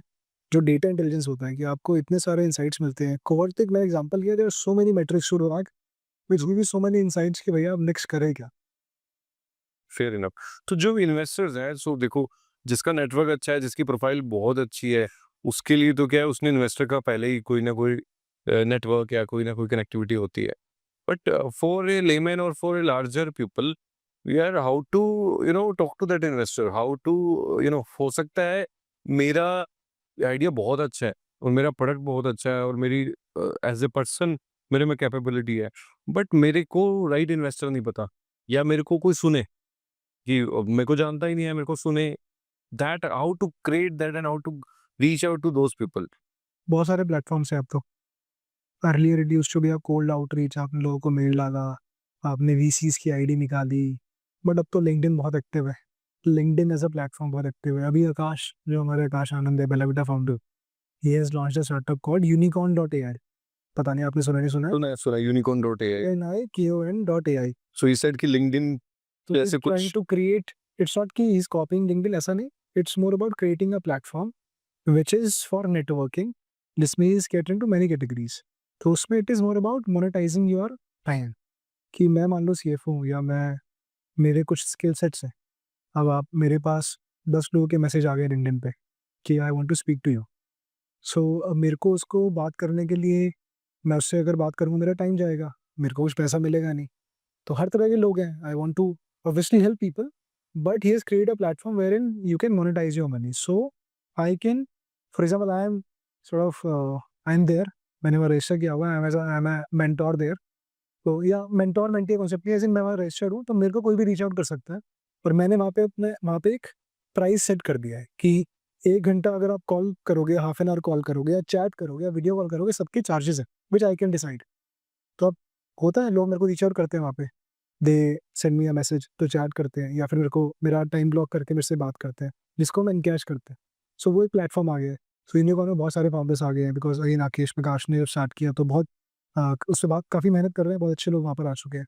तो यूनिकॉर्न है, लिंक्डइन है, शार्क टैंक इंडिया इतना पॉपुलर हो गया है हमारी। पर शार्क टैंक इंडिया पे there are few peoples who are able, but I am saying कि आप कह रहे हो स्टार्टेड फ्रॉम ईमेल, हाँ हाँ आपने लोगों को ईमेल करा, ईमेल आईडी निकाल के, to a cold call to LinkedIn and platforms like Unicorn. Then there are so many forums जहाँ इतने सारे स्टार्टअप इवेंट्स होते हैं। आजकल इतने इवेंट्स होते हैं स्टार्टअप के, अगर आप थोड़ा सा एक्टिव हो जाओगे इस इंडस्ट्री में, तो आपको दिखेगा कि यार जैसे अपने आईसीआई के इवेंट्स होते हैं बहुत सारे, सिमिलरली स्टार्टअप के बहुत सारे इवेंट्स होते हैं। तो वहाँ पे you can go, you can meet VCs, you can meet investors, and then there are so many sort of platforms जो बड़े-बड़े VCs ने क्रिएट कर रहे हैं, जहाँ पर वो एक, कई उन्होंने अपने चाय पे चर्चा शुरू कर रहे हैं, इस तरह की चीज़ें शुरू करी है अपने एडवर्टाइज़मेंट के लिए भी, उस VC के लिए। वहाँ पे कोई फाउंडर जा सकता है, उनसे मिल सकता है, बात कर सकते हो, नेटवर्क की बहुत। सो देयर इज ऑप्शन कोई अवेलेबल, इशू नहीं। वो इशू नहीं है कि आप न्यूयॉर्क पे में जब लोग होते हैं ना, बहुत लोगों से मिलता हूँ, कानपुर से आए हैं, यहाँ से आए हैं, वो आके मिलके बड़े खुश होते हैं कि यार हम वहाँ पे, तो हमारे पास कोई एक्सेस ही नहीं है। मैं कानपुर से हूँ, मैं एक बंदे से मिला था, वो भोपाल से था, वेरी गुड फाउंडर, वहाँ पे अच्छा बिजनेस क्रिएट किया हुआ है, महीने का 2 ढाई करोड़ का रेवेन्यू कर रहा है, और वेरी नाइस। 25-30 लाख का प्रॉफिट कर रहा है। उसको, उसने कोई कुछ पढ़ाई नहीं करी कि मार्केटिंग कैसे किया, नहीं कैसे होती है। बट जब यहाँ पे आया, यहाँ के लोगों को देखा, हमसे मिला, एंड ही वाज लाइक कि यार हमें तो ये मिली नहीं है चीज़ें। तो अब वो लोग यहाँ निकल के आ रहे हैं। तो आई थिंक मेट्रो में टियर 1 में तो बहुत एक्सेसिबिलिटी हो गई है। Now it is reaching to tier 2 also. And successful founders अगर आप देखोगे, इतने सारे फाउंडर्स हैं, they are also now increasing their reach, they are also trying to help people. तो वो अब मेरे ख्याल से प्रॉब्लम नहीं है to reach out to investor, बहुत सारे प्लेटफॉर्म्स आ गए हैं।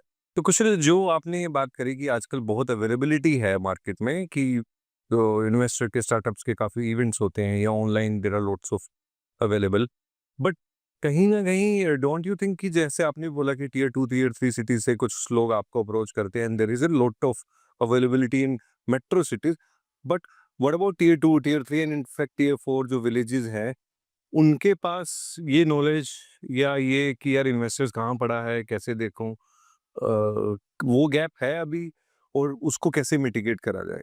आई थिंक 100% गैप तो है ही। सी जो टियर 1 में डेवलपमेंट है, हम्म, हर चीज़ के अंदर है। टियर 2 में जब आप जाते हो, 3 में जाते हो, और आगे जाते हो, तो गैप्स है।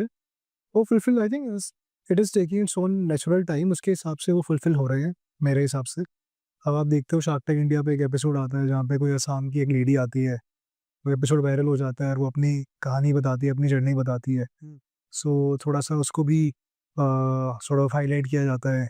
तो मान लो जो अ, शार्क टैंक के जो प्रोड्यूसर्स हैं या जो एपिसोड बनता है, एडिटिंग होती है, वहाँ पे इसको हाइलाइट किया जाता है। तो इंस्पिरेशन जाता है, एक अवेयरनेस जाती है। तो आई थिंक बहुत सारे प्लेटफ़ॉर्म्स हैं, जहाँ से वो अवेयरनेस जा रही है in terms of accessibility to resources. जो आपका क्वेश्चन है कि जो सोर्सेज़ हैं, उनको कैसे मिलेंगे? तो वो धीरे-धीरे पहुँच रहे हैं। There are forums that are being created, government भी काम कर रही है। स्टार्टअप इंडिया अपने आप में एक बहुत बड़ा मिशन है। अब इस बजट में भी गवर्नमेंट ने डिसेंट अमाउंट उसको एलोकेट करा है। तो वो सब चीज़ें हो रही हैं और वो धीरे-धीरे वहाँ मूव कर रहे हैं। People are coming towards tier 1 to understand कि क्या होता है और लोग वहाँ जाके उसको इम्पार्ट उस एजुकेशन को sort of they are passing that education there. And साथ में I think one thing that we can also do which is happening also as a community, जो एक स्टार्टअप कम्युनिटी है, उनके जो सीनियर लोग हैं, who have been in the system, have sort of achieved something, वो लोग मैंने जो देखा है बहुत फाउंडर्स हैं जो काम कर रहे हैं। There are so many founders which are who are supporting these founders who come from a small cities, small towns और उनको अपलिफ्ट करने में बहुत काम कर रहे हैं। तो आई थिंक उस अभी तो गैप्स हैं but gaps will take time. मतलब in fact I would like to give my example. I am from a small town of Abohar, Punjab. Abohar का एक छोटा-सा शहर है, मतलब पंजाब का एक छोटा-सा शहर है। उसकी population is around 1 lakh, 1 lakh की पॉपुलेशन टाइप होगी। बट अगर मैं कंपेयर करूँ कि फॉर एग्जांपल मेरे को यहाँ को आए को ओवरऑल 20 साल हो गए होंगे इन मेट्रो सिटीज़ वर्सेस वो, आज भी हम वहाँ जाते हैं तो वहाँ के लोग अवेयर नहीं है, अवेयरनेस नहीं है, अच्छा ये भी अवेलेबल है, तो उनके लिए इट्स लाइक इतना कुछ पड़ा है। तो वो मार्केट तो मेरे ख्याल से कहीं न कहीं अनटच और है। और in fact not only of investors की बात करें कि कैसे उनको ग्रो करा जाए, बट अगर हम प्रोडक्ट्स की भी बात करें, चाहे वो आपका भी प्रोडक्ट है या कोई भी प्रोडक्ट है, वो वहाँ तक अभी उस लेवल पे पहुँचा भी कहीं न कहीं वो अनस्ट्रक्चर्ड मतलब वो आज भी मार्केट अनस्ट्रक्चर्ड और उनसे चल रही है, लोकल ब्रांड या लोकल उसमें चल रही है वो। बहुत बड़ा मार्केट है आई थिंक। वो बार-बार ना बीच में नए-नए लेबल्स दिए जाते हैं कि भारत 2.0, भारत 3.0, ये कुछ ना कुछ एक टर्म निकलता है हर कुछ टाइम में जिसमें टियर 2 का ही टियर 3 को ही डिफरेंट सॉर्ट ऑफ नाम से बुलाया जाता है कि यार भारत डेवलप हो रहा है, देन द न्यू इंडिया, नया भारत, द रियल इंडिया। तो उसपे सबकी everyone is eyeing on that, क्योंकि जो ऑडियंस वहाँ पर है, जो आपका मार्केट वहाँ पर है, it's a very, very big market. क्योंकि when it comes to volume, volume game वहाँ पर है आपका। अगर आप because I think 70% of our population is in villages इस और टियर 2 प्लस हाँ, टियर 2 बोलूँगा। प्लस। तो आपका टियर 1 तो 15-20% होगा मेरे ख्याल से। Correct, correct, correct. तो इतना बड़ा पॉपुलेशन जब आप हमारी जैसी brands and there are so many other brands जो टियर 1 में ही सॉर्ट ऑफ पेनिट्रेट करके इतनी बड़ी बन गई है। टियर 2 क्रैक क्रैक करना शुरू करा है अभी। Most of these brands are now going to tier 2। We are also available in most of these tier 2 cities. ऐसा नहीं है, आप सारे स्टेट्स में अवेलेबल है। आई मीन 28 के 28 स्टेट में फिलहाल बेलाविटा प्रोडक्ट जाता है ऑफलाइन रूट से, ऑनलाइन से भी जाता है। हुँ। हर जगह से ऑर्डर्स आते हैं बट हम और उसके आगे जाते हैं, सिटी के आगे विलेजेस में जाते हैं। आपने अबोहर की बात करी है, अबोहर के आगे भी एक गाँव होगा, इस बार जाओगे, वहाँ पर अभी बहुत बड़ा मार्केट है। तो उसके लिए अब क्या हो गया, एक जो आप देखा, अब I think infrastructure is also becoming a very, very big market. Quick commerce कहाँ से इवॉल्व हुआ? वो एक नींव से शुरू हुआ, टियर 1 से शुरू हुआ बट बहुत सारी सिटीज़ में चला गया। आप देखते होंगे, मैं देखता हूँ ये मतलब Panipat, Sonipat, Karnal part of tier 1 या नियर बाय टियर 1 सिटीज़ में वो जाना शुरू हो गया है, आगे-आगे जा रहा है। अमेज़न की डिलीवरी, अब हम देखते हैं कैब्स, आप शायद अबोहर जाओगे तो आपको दिखेगा अब शायद वहाँ पे ओला हो जाती है या उसके आस-पास वहाँ से बाहर आओगे तो हो जाएगी। बट आप देखोगे 5 साल पहले कहाँ तक होती थी? 10 किलोमीटर आगे बढ़ गई होगी, 15 किलोमीटर आगे बढ़ गई होगी। सो आई थिंक वो गैप धीरे-धीरे करके फुलफिल हो रहा है जहाँ पर जितने भी इंफ्रास्ट्रक्चर है व्हिच इज़ लॉजिस्टिक्स, सबसे बड़ा इंफ्रास्ट्रक्चर, देन योर डिस्ट्रीब्यूशन। तो ऑनलाइन से अब एक चीज़ हो गई है, गाँव में इंटरनेट तो पहुँच गया है। ये तो फॉर श्योर। इंटरनेट पहुँच गया, इंटरनेट पहुँच उनको अमेज़न तो मिल गया है। उनको एटलीस्ट वेबसाइट मिल गई है, नेट मिल गया है, इंटरनेट। अब अमेज़न जैसे अपना लॉजिस्टिक फैला रहा है, लॉजिस्टिक पार्टनर्स आ रहे हैं, इतने बड़े प्लेयर्स हैं, शिप रॉकेट है, एक्सप्रेस वीज़ है, डिलीवरी है, इतने सारे लॉजिस्टिक पार्टनर्स हैं। अब जैसे-जैसे वो एक्सपेंड कर रहे हैं टियर 2, टियर 3 में, तो वो रीच जा रही है। इन द वो जैसे आपका प्लेटफ़ॉर्म तैयार होगा तो ब्रांड्स तो रेडी है बेचने के लिए। तो I think now it's a matter of time, क्योंकि लोगों को समझ आ गया है कि यहाँ पर अब बड़ी ब ब्रांड्स के लिए यहाँ सैचुरेशन आ गया है। अब उनको कम्पीट तो करना है आईटीसी से ही। अब आईटीसी तो गाँव में जाके पहुँच चुका है। आपका हर मान लो सिगरेट है, आपकी वो तो गाँव में मिल रही है। वो डिस्ट्रीब्यूशन चैनल बनाया है बट डिस्ट्रीब्यूशन बन गया। अब दीज़ ब्रांड्स इनको डिस्ट्रीब्यूशन बनाना है विलेजेस तक, फिर तो 10 साल लगेंगे, 15 साल लगेंगे। किसी ने 50 साल में बनाया, 20 साल में बनाया, 30 साल में बनाया, जितनी बड़ी कंपनीज हैं उन्होंने बहुत साल लगाए हैं। अब these companies are very fast, तो अब वो इंफ्रास्ट्रक्चर बन रहे हैं, वेर इन प्लेटफॉर्म बन रहे हैं, देयर आर प्लेयर्स। मैं ऐसे भी लोगों से मिला हूँ आर टेकिंग, जैसे एक बार वो पंजाब का बंदा मिला था आपके ही सॉर्ट ऑफ स्टेट का, वो पंजाब का डिस्ट्रीब्यूशन मैनेज करता है। अब पंजाब तो बहुत बड़ा स्टेट है, तो पंजाब में तो 1000 डिस्ट्रीब्यूटर होंगे, बट उसने कुछ कैटेगरीज पिक कर रखी है जिसके अंदर उसने अपने डिस्ट्रीब्यूटर बना रखे हैं, अपनी सेल्स ऑफिसर्स की टीम बना रखी है, और वो पूरे पंजाब के टियर 2 टियर 3 तक जाके माल बेच के आ रहा है। अब मैं अपना सेटअप नहीं कर सकता, मेरे को तो फिर 5 साल चाहिए उस चीज़ के लिए, तो अब वो लोग आ रहे हैं। सो इंफ्रास्ट्रक्चर, लॉजिस्टिक्स, ये जो आपका पूरा इकोसिस्टम है, इसमें भी बहुत पोटेंशियल है, क्योंकि ब्रांड्स को जाना है, ब्रांड्स आर रेडी, ब्रांड्स तैयार हैं, एक लेवल पे चली भी गई हैं, बट उनको फास्ट ट्रैक करना है उस चीज़ को। अगर वो आईटीसी रूट से जाएंगी तो उनको फिर टाइम लगेगा। आईटीसी का डिस्ट्रीब्यूशन, एचयूएल का डिस्ट्रीब्यूशन बहुत स्ट्रॉन्ग है, उनका रियल स्ट्रेंथ ही डिस्ट्रीब्यूशन है, तो वो इतनी स्पीड से कुछ भी नया लॉन्च करते हैं। इफ दे लॉन्च ऑन, एक नया कुछ ब्रांड लॉन्च करेंगे तो उनके लिए डिस्ट्रीब्यूट करना आसान है, बहुत आसान है। क्योंकि उन्होंने चैनल बना रखे हैं बिल्कुल। कहीं ना कहीं। So what I think from here is कि जो लोकल रिटेल है, जो माल मटेरियल जो या कोई भी प्रोडक्ट बिकता है छोटे शहर में, वो वही रिटेल शॉप जो छोटी शॉप लेके बैठा है वहीं बिकता है। हाँ, मतलब हाँ। हर शहर में 2-3 मार्केट्स होती हैं, वहाँ पे हर शॉप, हर तरह की शॉप लाइन में मिलती हैं आपको। जैसे हमारे यहाँ सेक्टर्स कटे हैं या वहाँ पे मार्केट है, बट वो एक छोटा शॉप पर है, वहाँ आपको हर ब्रांड की चीज़ मिल जाएगी, हाँ, बट वो डिस्ट्रीब्यूशन चैनल क्रैक करना is a challenge. Is a big तो टास्क। मतलब जो ये कंपनीज कर रही हैं, या मान लो ये ब्लिंकिट चला गया या जेप्टो चला गया, या कंपनीज कर रही हैं, so are they using the same distribution channel और are they creating their own? Right, mix है, some people are behaving as aggregators, so they are more of an aggregator where they are using the local distributor infrastructure, but some people are creating their own teams। तो अब आपको example देता हूँ, Walmart है या नाइका है, जो इनका ऑफलाइन मॉडल है। अब आप अगर स्टार्टअप स्टार्ट करते हो, अगर आपको टियर 1 टियर 2 छोड़ दो, मतलब any city if you want to go, you have to hire a sales officer, आपको सेल्स मैनेजर करना पड़ेगा जो दुकान पे जाके वो माल बेच के आएगा। आपको एक गुड़गांव को सर्विस करने के लिए 10 लोग चाहिए कम से कम, सिर्फ गुड़गांव को सर्विस करने के लिए। अब आप वो इन्वेस्ट कैसे करोगे? कितना पैसा आप लगाओगे? रिस्पॉन्स आएगा, क्रेडिट पे माल बेचोगे, कैश मिलेगा नहीं आपको डे 1 पे, आपकी ब्रांड को कोई जानता नहीं है। तो नाइका ने, स्पेशली यहाँ से बहुत सारे प्लेयर्स हैं जिन्होंने अपना खुद का एक बी2बी प्लेटफॉर्म बना दिया है, wherein they have a sales officer team of से 500 पीपल, 1000 पीपल, 2000 लोगों की टीम है, एक्सपेंड कर रहे हैं, और उस टीम से वो स्टार्टअप ऑनबोर्ड करते हैं, और basically I am outsourcing my distribution team. Okay. तो मैंने अपना आउटसोर्स कर दिया उनको, तो मैं उनको माल बेच रहा हूँ, उनके सेल्स ऑफिसर जो सिर्फ बेला विटा नहीं 15 ब्रांड्स लेके जा रहे हैं और रिटेलर्स को बेच के आ रहे हैं।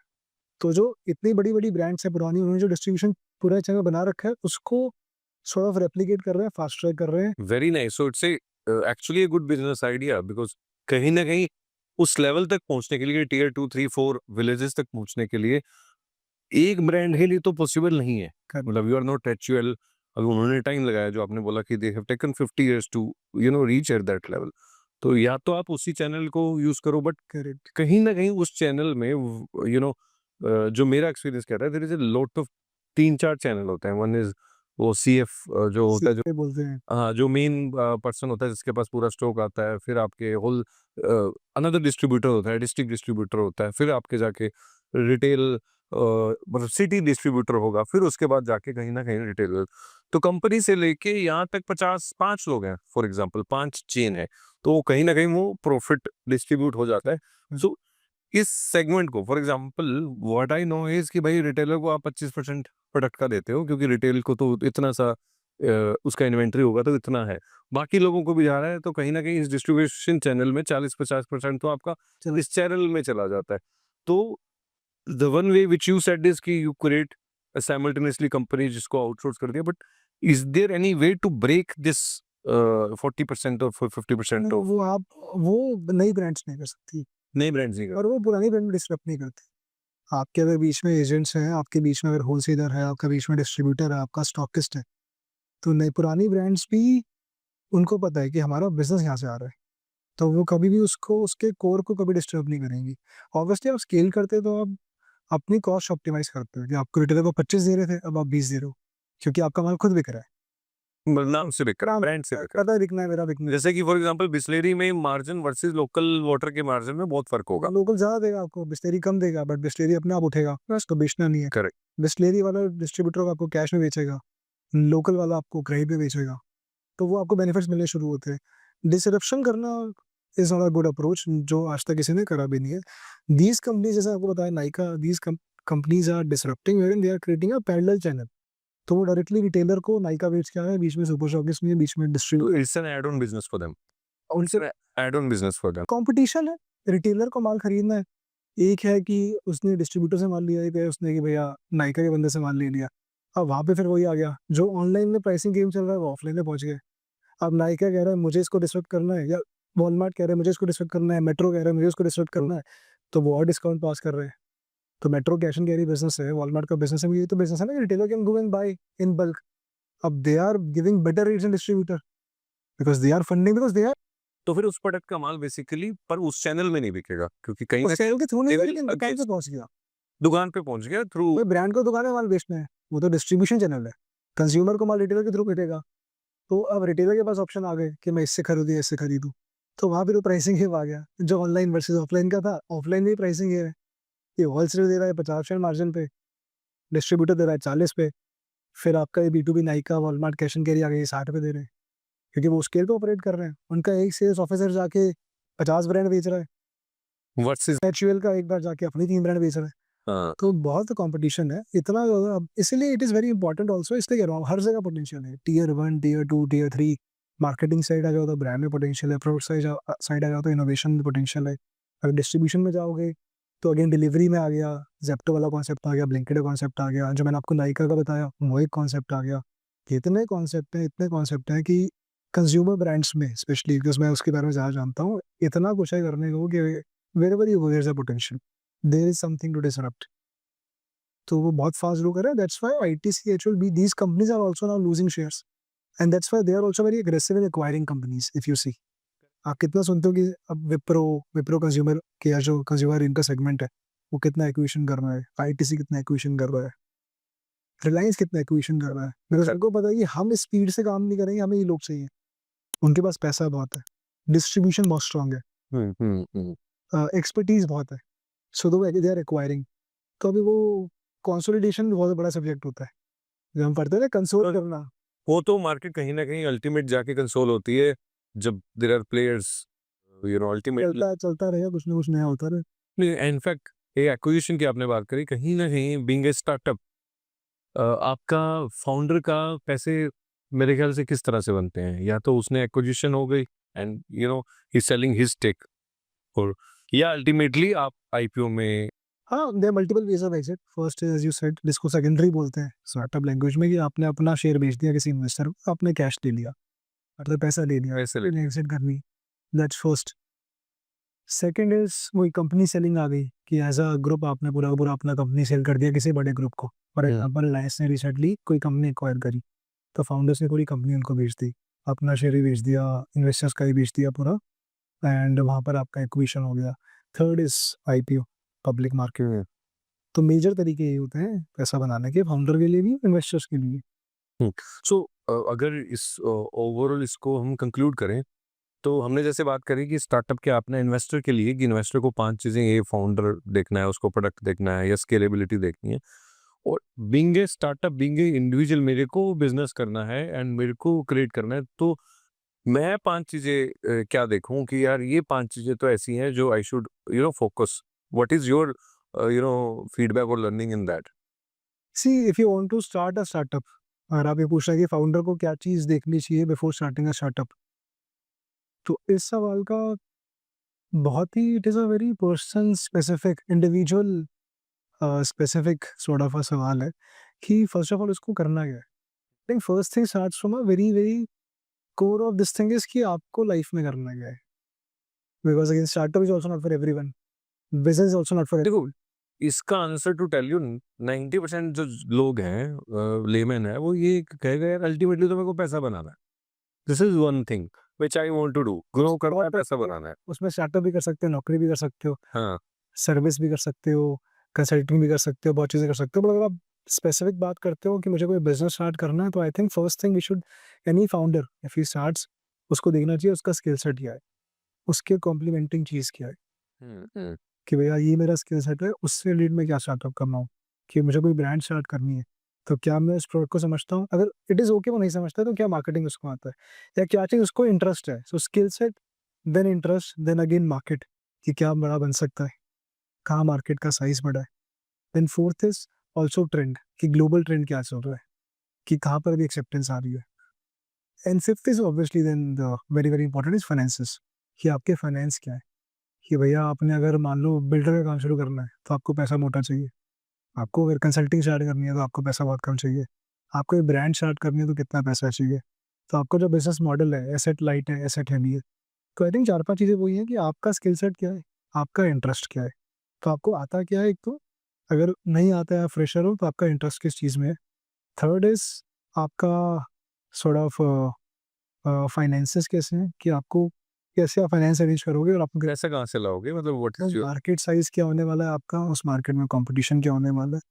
तो इन 4-5 चीज़ों को ध्यान में रखना चाहिए when you are starting a business. So skill set पे जो आपने पुश करा, सो आर यू सेइंग कि स्किल सेट में ऐसा नहीं है कि आपको प्रोडक्ट नॉलेज होनी चाहिए? नहीं, सो फॉर एग्जांपल जैसे कि आकाश हैं, सो आपने बोला वो मार्केटिंग में अच्छे थे, ऐसा नहीं थी कि उनको परफ्यूम बनाना आता था।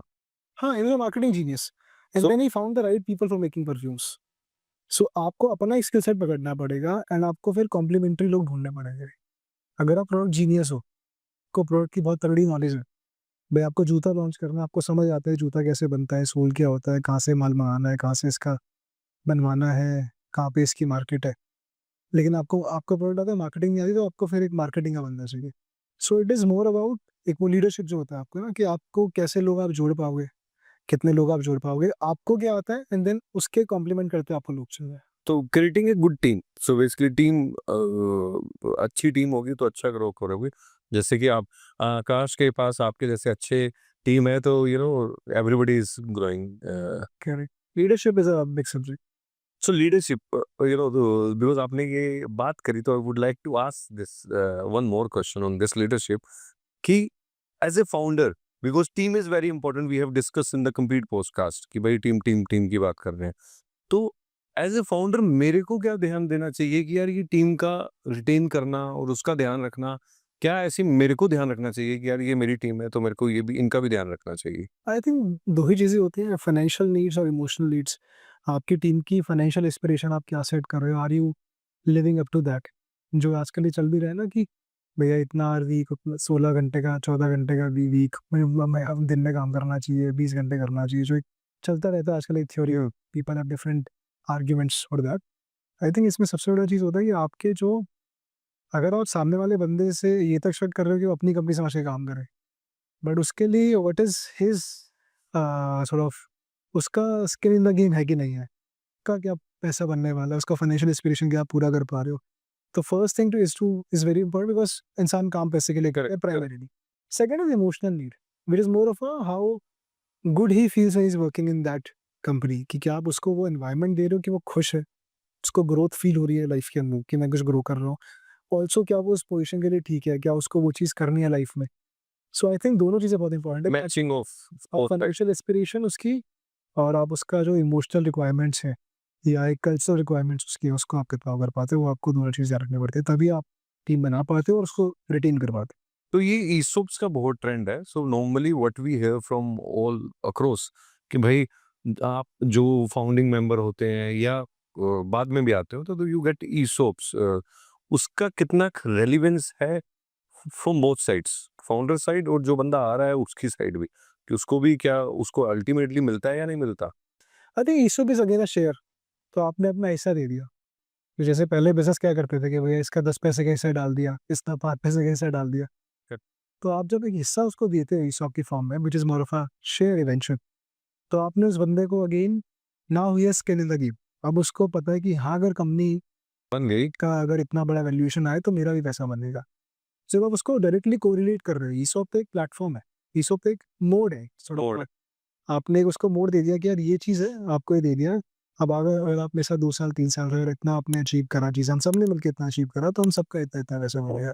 तो ESOP more of a financial, आप कॉम्पेंसेशन को उसको आप कैटर कर रहे हो, तो it is a very very important sort of a tool for all the founders.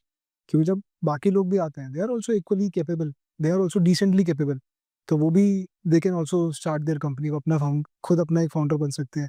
But उनके अपने रीजन से वो क्यों नहीं कर रहे हैं, आप क्यों फाउंडर हो, सब में अपने अपनी कॉम्प्लीमेंट्री स्किल्स हैं। तो जब वो आपको आपके टेबल पे आ रहे हैं, सो उनके पास क्या है, ताकि उनका मोटिवेशन बहुत रहे हाई रहे। तो ईसॉप बहुत बड़ा टूल है, हर फाउंडर को यूज करना चाहिए, सब करते भी हैं। अगेन मिलता ही नहीं मिलता है इंडिया में, ईसॉप के लिए लॉज अभी इतने स्ट्रिंजेंट है नहीं, तो थोड़ा सा एक बहुत नेगेटिविटी फैली हुई है कि ईसॉप तो पेपर है सिर्फ। ये बड़ा सुनने में आता है यार, ईसॉप से पैसा किसी का नहीं बनता, आज तक किसी का नहीं बना है। पर आप रिसेंटली देखोगे जितनी न्यूज़, जोमेटो का आईपीओ आया, स्विगी का आईपीओ आया, स्विगी ने तो अपनी ईसॉप डिलीवरी बॉय को भी दे रखे थे। Swiggy has set up an example wherein every delivery boy also made some money when listing हुई। एक-एक शेयर सबके पास था, किसी के पास ज़्यादा शेयर थे, कम शेयर थे। तो ईसॉप से पैसा बनता है और वो बनना भी चाहिए। आई थिंक फाउंडर्स और मैनेजमेंट का इंटेंट क्या है, उस पे बहुत डिपेंड करता है, ईसॉप से पैसा बनेगा नहीं बनेगा। वो ईसॉप वैसे तो जब तक वो कन्वर्ट नहीं हुआ है शेयर के फॉर्म में, तब तक it's a future share. Conversion के बाद तो सेफ है पैसा, बट तब तक फ्यूचर है। तो वो जब आप भी नहीं, as an employee also, as a founding team, as an employee, so when you are getting ESOPs, आपको भी बहुत इंपॉर्टेंट है असेस करना लाइफ के अंदर कि आप किनके साथ काम कर रहे हो, आर दे ट्रस्टवर्दी और नॉट। कि आपको लगता है आपने 3 साल दिए तो या 4 साल दिए, तो ये they stick to their statements. क्योंकि लीगली तो यार हर चीज़ ही बड़ी मुश्किल है ना।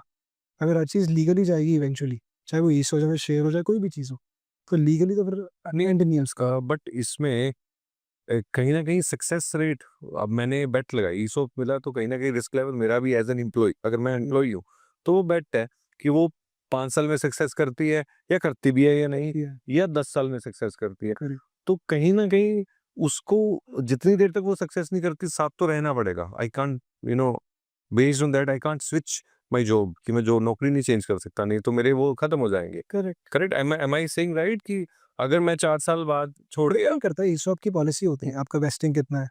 तो ईसॉप हमने जैसे पढ़ा भी है, आपने भी पढ़ा होगा, ईसॉप में एक वेस्टिंग पीरियड होता है। इतने साल में इतने वेस्ट होते हैं, फिर एक कन्वर्जन टाइम होता है, फिर एक कन्वर्जन प्राइस होता सो वेस्टिंग अगर लेमैन की लैंग्वेज में है। तो वेस्टिंग होता है जब फाउंडर्स किसी को ईसॉप देता है, तो उसने कहा मैं आपको 100 शेयर दूँगा, लेकिन ये हर साल 25% वेस्ट करेंगे। मैं आपको डे 1 पे नहीं दूँगा। डे 1 पे दे दिया आपने, जॉब छोड़ दिया, तो आप तो शेयर ले लिया आपने, शेयर ले, आगे नहीं चला, तो आपको तो जर्नी में साथ रहना है।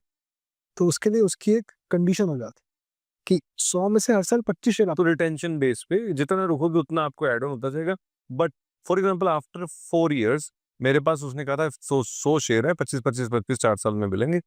4 साल बाद मैं चला गया, तो वो 100 शेयर मेरे पास ही रहेंगे। It will not I don't have to give back to them, and वो जब भी वो सक्सेस होगी, I will get that benefit. Correct, correct. तो आपको जहाँ तक आपने उस कंपनी का साथ दिया, आइडियली मतलब लॉजिक क्या है इसका, कॉन्सेप्ट क्या है कि आप जितना कंपनी को जहाँ से जहाँ लेके जाओगे, उस ग्रोथ का आपका हिस्सा मिलना चाहिए, वो आपको फेयर हिस्सा मिलना चाहिए। दैट्स हाउ ईसॉप का पूरा डिज़ाइन किया जाता है। Fair enough. So basically being a founder, अब मैंने एज़ एन एम्प्लॉयी बात करी थी, अब मैं बीइंग ए फाउंडर बात करूँ। मैं एक्चुअली नया हूँ अभी बिज़नेस में, and I have a wonderful 5 people जो एक मेरे को मार्केटिंग अलग-अलग करेगा। अ, अब देखो, आइडिया मेरा, सब कुछ मेरा। I am adding as as a team कि मैं तुम्हें कुछ सैलरी दूँगा and I will give you share. अब बट फ्यूचर के लिए भी 4 साल बाद भी और करंट में भी मेरे को ये नहीं पता मैं कितने शेयर दूँ? क्या मैं अपने हिस्से का 100 का 10 दूँ, 5 दूँ, वो क्या दूँ? ठीक है, मैंने ये कहा कि 4 लोग हैं, बट मैं कितना दूँ वो मेरे को पता ही नहीं है कि मार्केट में क्या है। स्टेज पे बहुत डिपेंड करता है। बहुत अर्ली स्टेज होती है, को-फाउंडर भी एक वर्ड है कि आपने आइडिया स्टार्ट करा, फिर एक को-फाउंडर लेके आए। को-फाउंडर को तो आपको देना पड़ता है 15%, 20%, 25%, उसको ऐसा को-फाउंडर लेके आए हो। अब भी आपका है, that's why you have a higher stock, high, majority you have, but उसको आप अच्छा शेयर दे रहे हो। तो अर्ली स्टेज अगर आपने 3-4 लोग बोले, जोड़े और आपने कुछ स्टार्ट नहीं किया, सिर्फ आइडिया है, तो आपको ज़्यादा शेयर देना पड़ेगा, बिकॉज़ आप ग्राउंड से स्टार्ट करेंगे और सब लोग मेहनत करेंगे।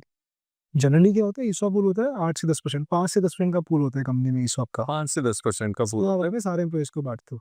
इसमें जो अर्ली स्टार्टिंग में स्टार्ट किया, वो उनको ज़्यादा मिलेगा, फिर आप धीरे-धीरे कम करते हो, क्योंकि आपकी वैल्यूएशन बढ़ जाती है। तो obviously quantity of ESOPs accordingly कम हो जाती है जो देना, क्योंकि वैल्यू बढ़ी और शेयर की अब। बट अगेन वो स्टेज पे डिपेंड करता है। तो एक आप को-फाउंडर ला रहे हो या आप एम्प्लॉइज़ ला रहे हो, as in you are CXO की आप टीम बिल्ड कर रहे हो। आप शुरू में जब बिल्कुल डे 1 पे को-फाउंडर लाते हो, फिर आपको शेयर ज़्यादा देना पड़ता है, या को-फाउंडिंग टीम बनाते हो, फाउंडिंग टीम बनाते हो। जैसे आप ग्रो कर जाते हो और आपकी कंपनी 100 करोड़ की हो चुकी है, फिर आप किसी सीनियर बंदे को लेके आए, तब उसको कम शेयर दोगे, फिर ऑलरेडी आप 100 करोड़ में बैठे हो। तो इस तरीके से हो।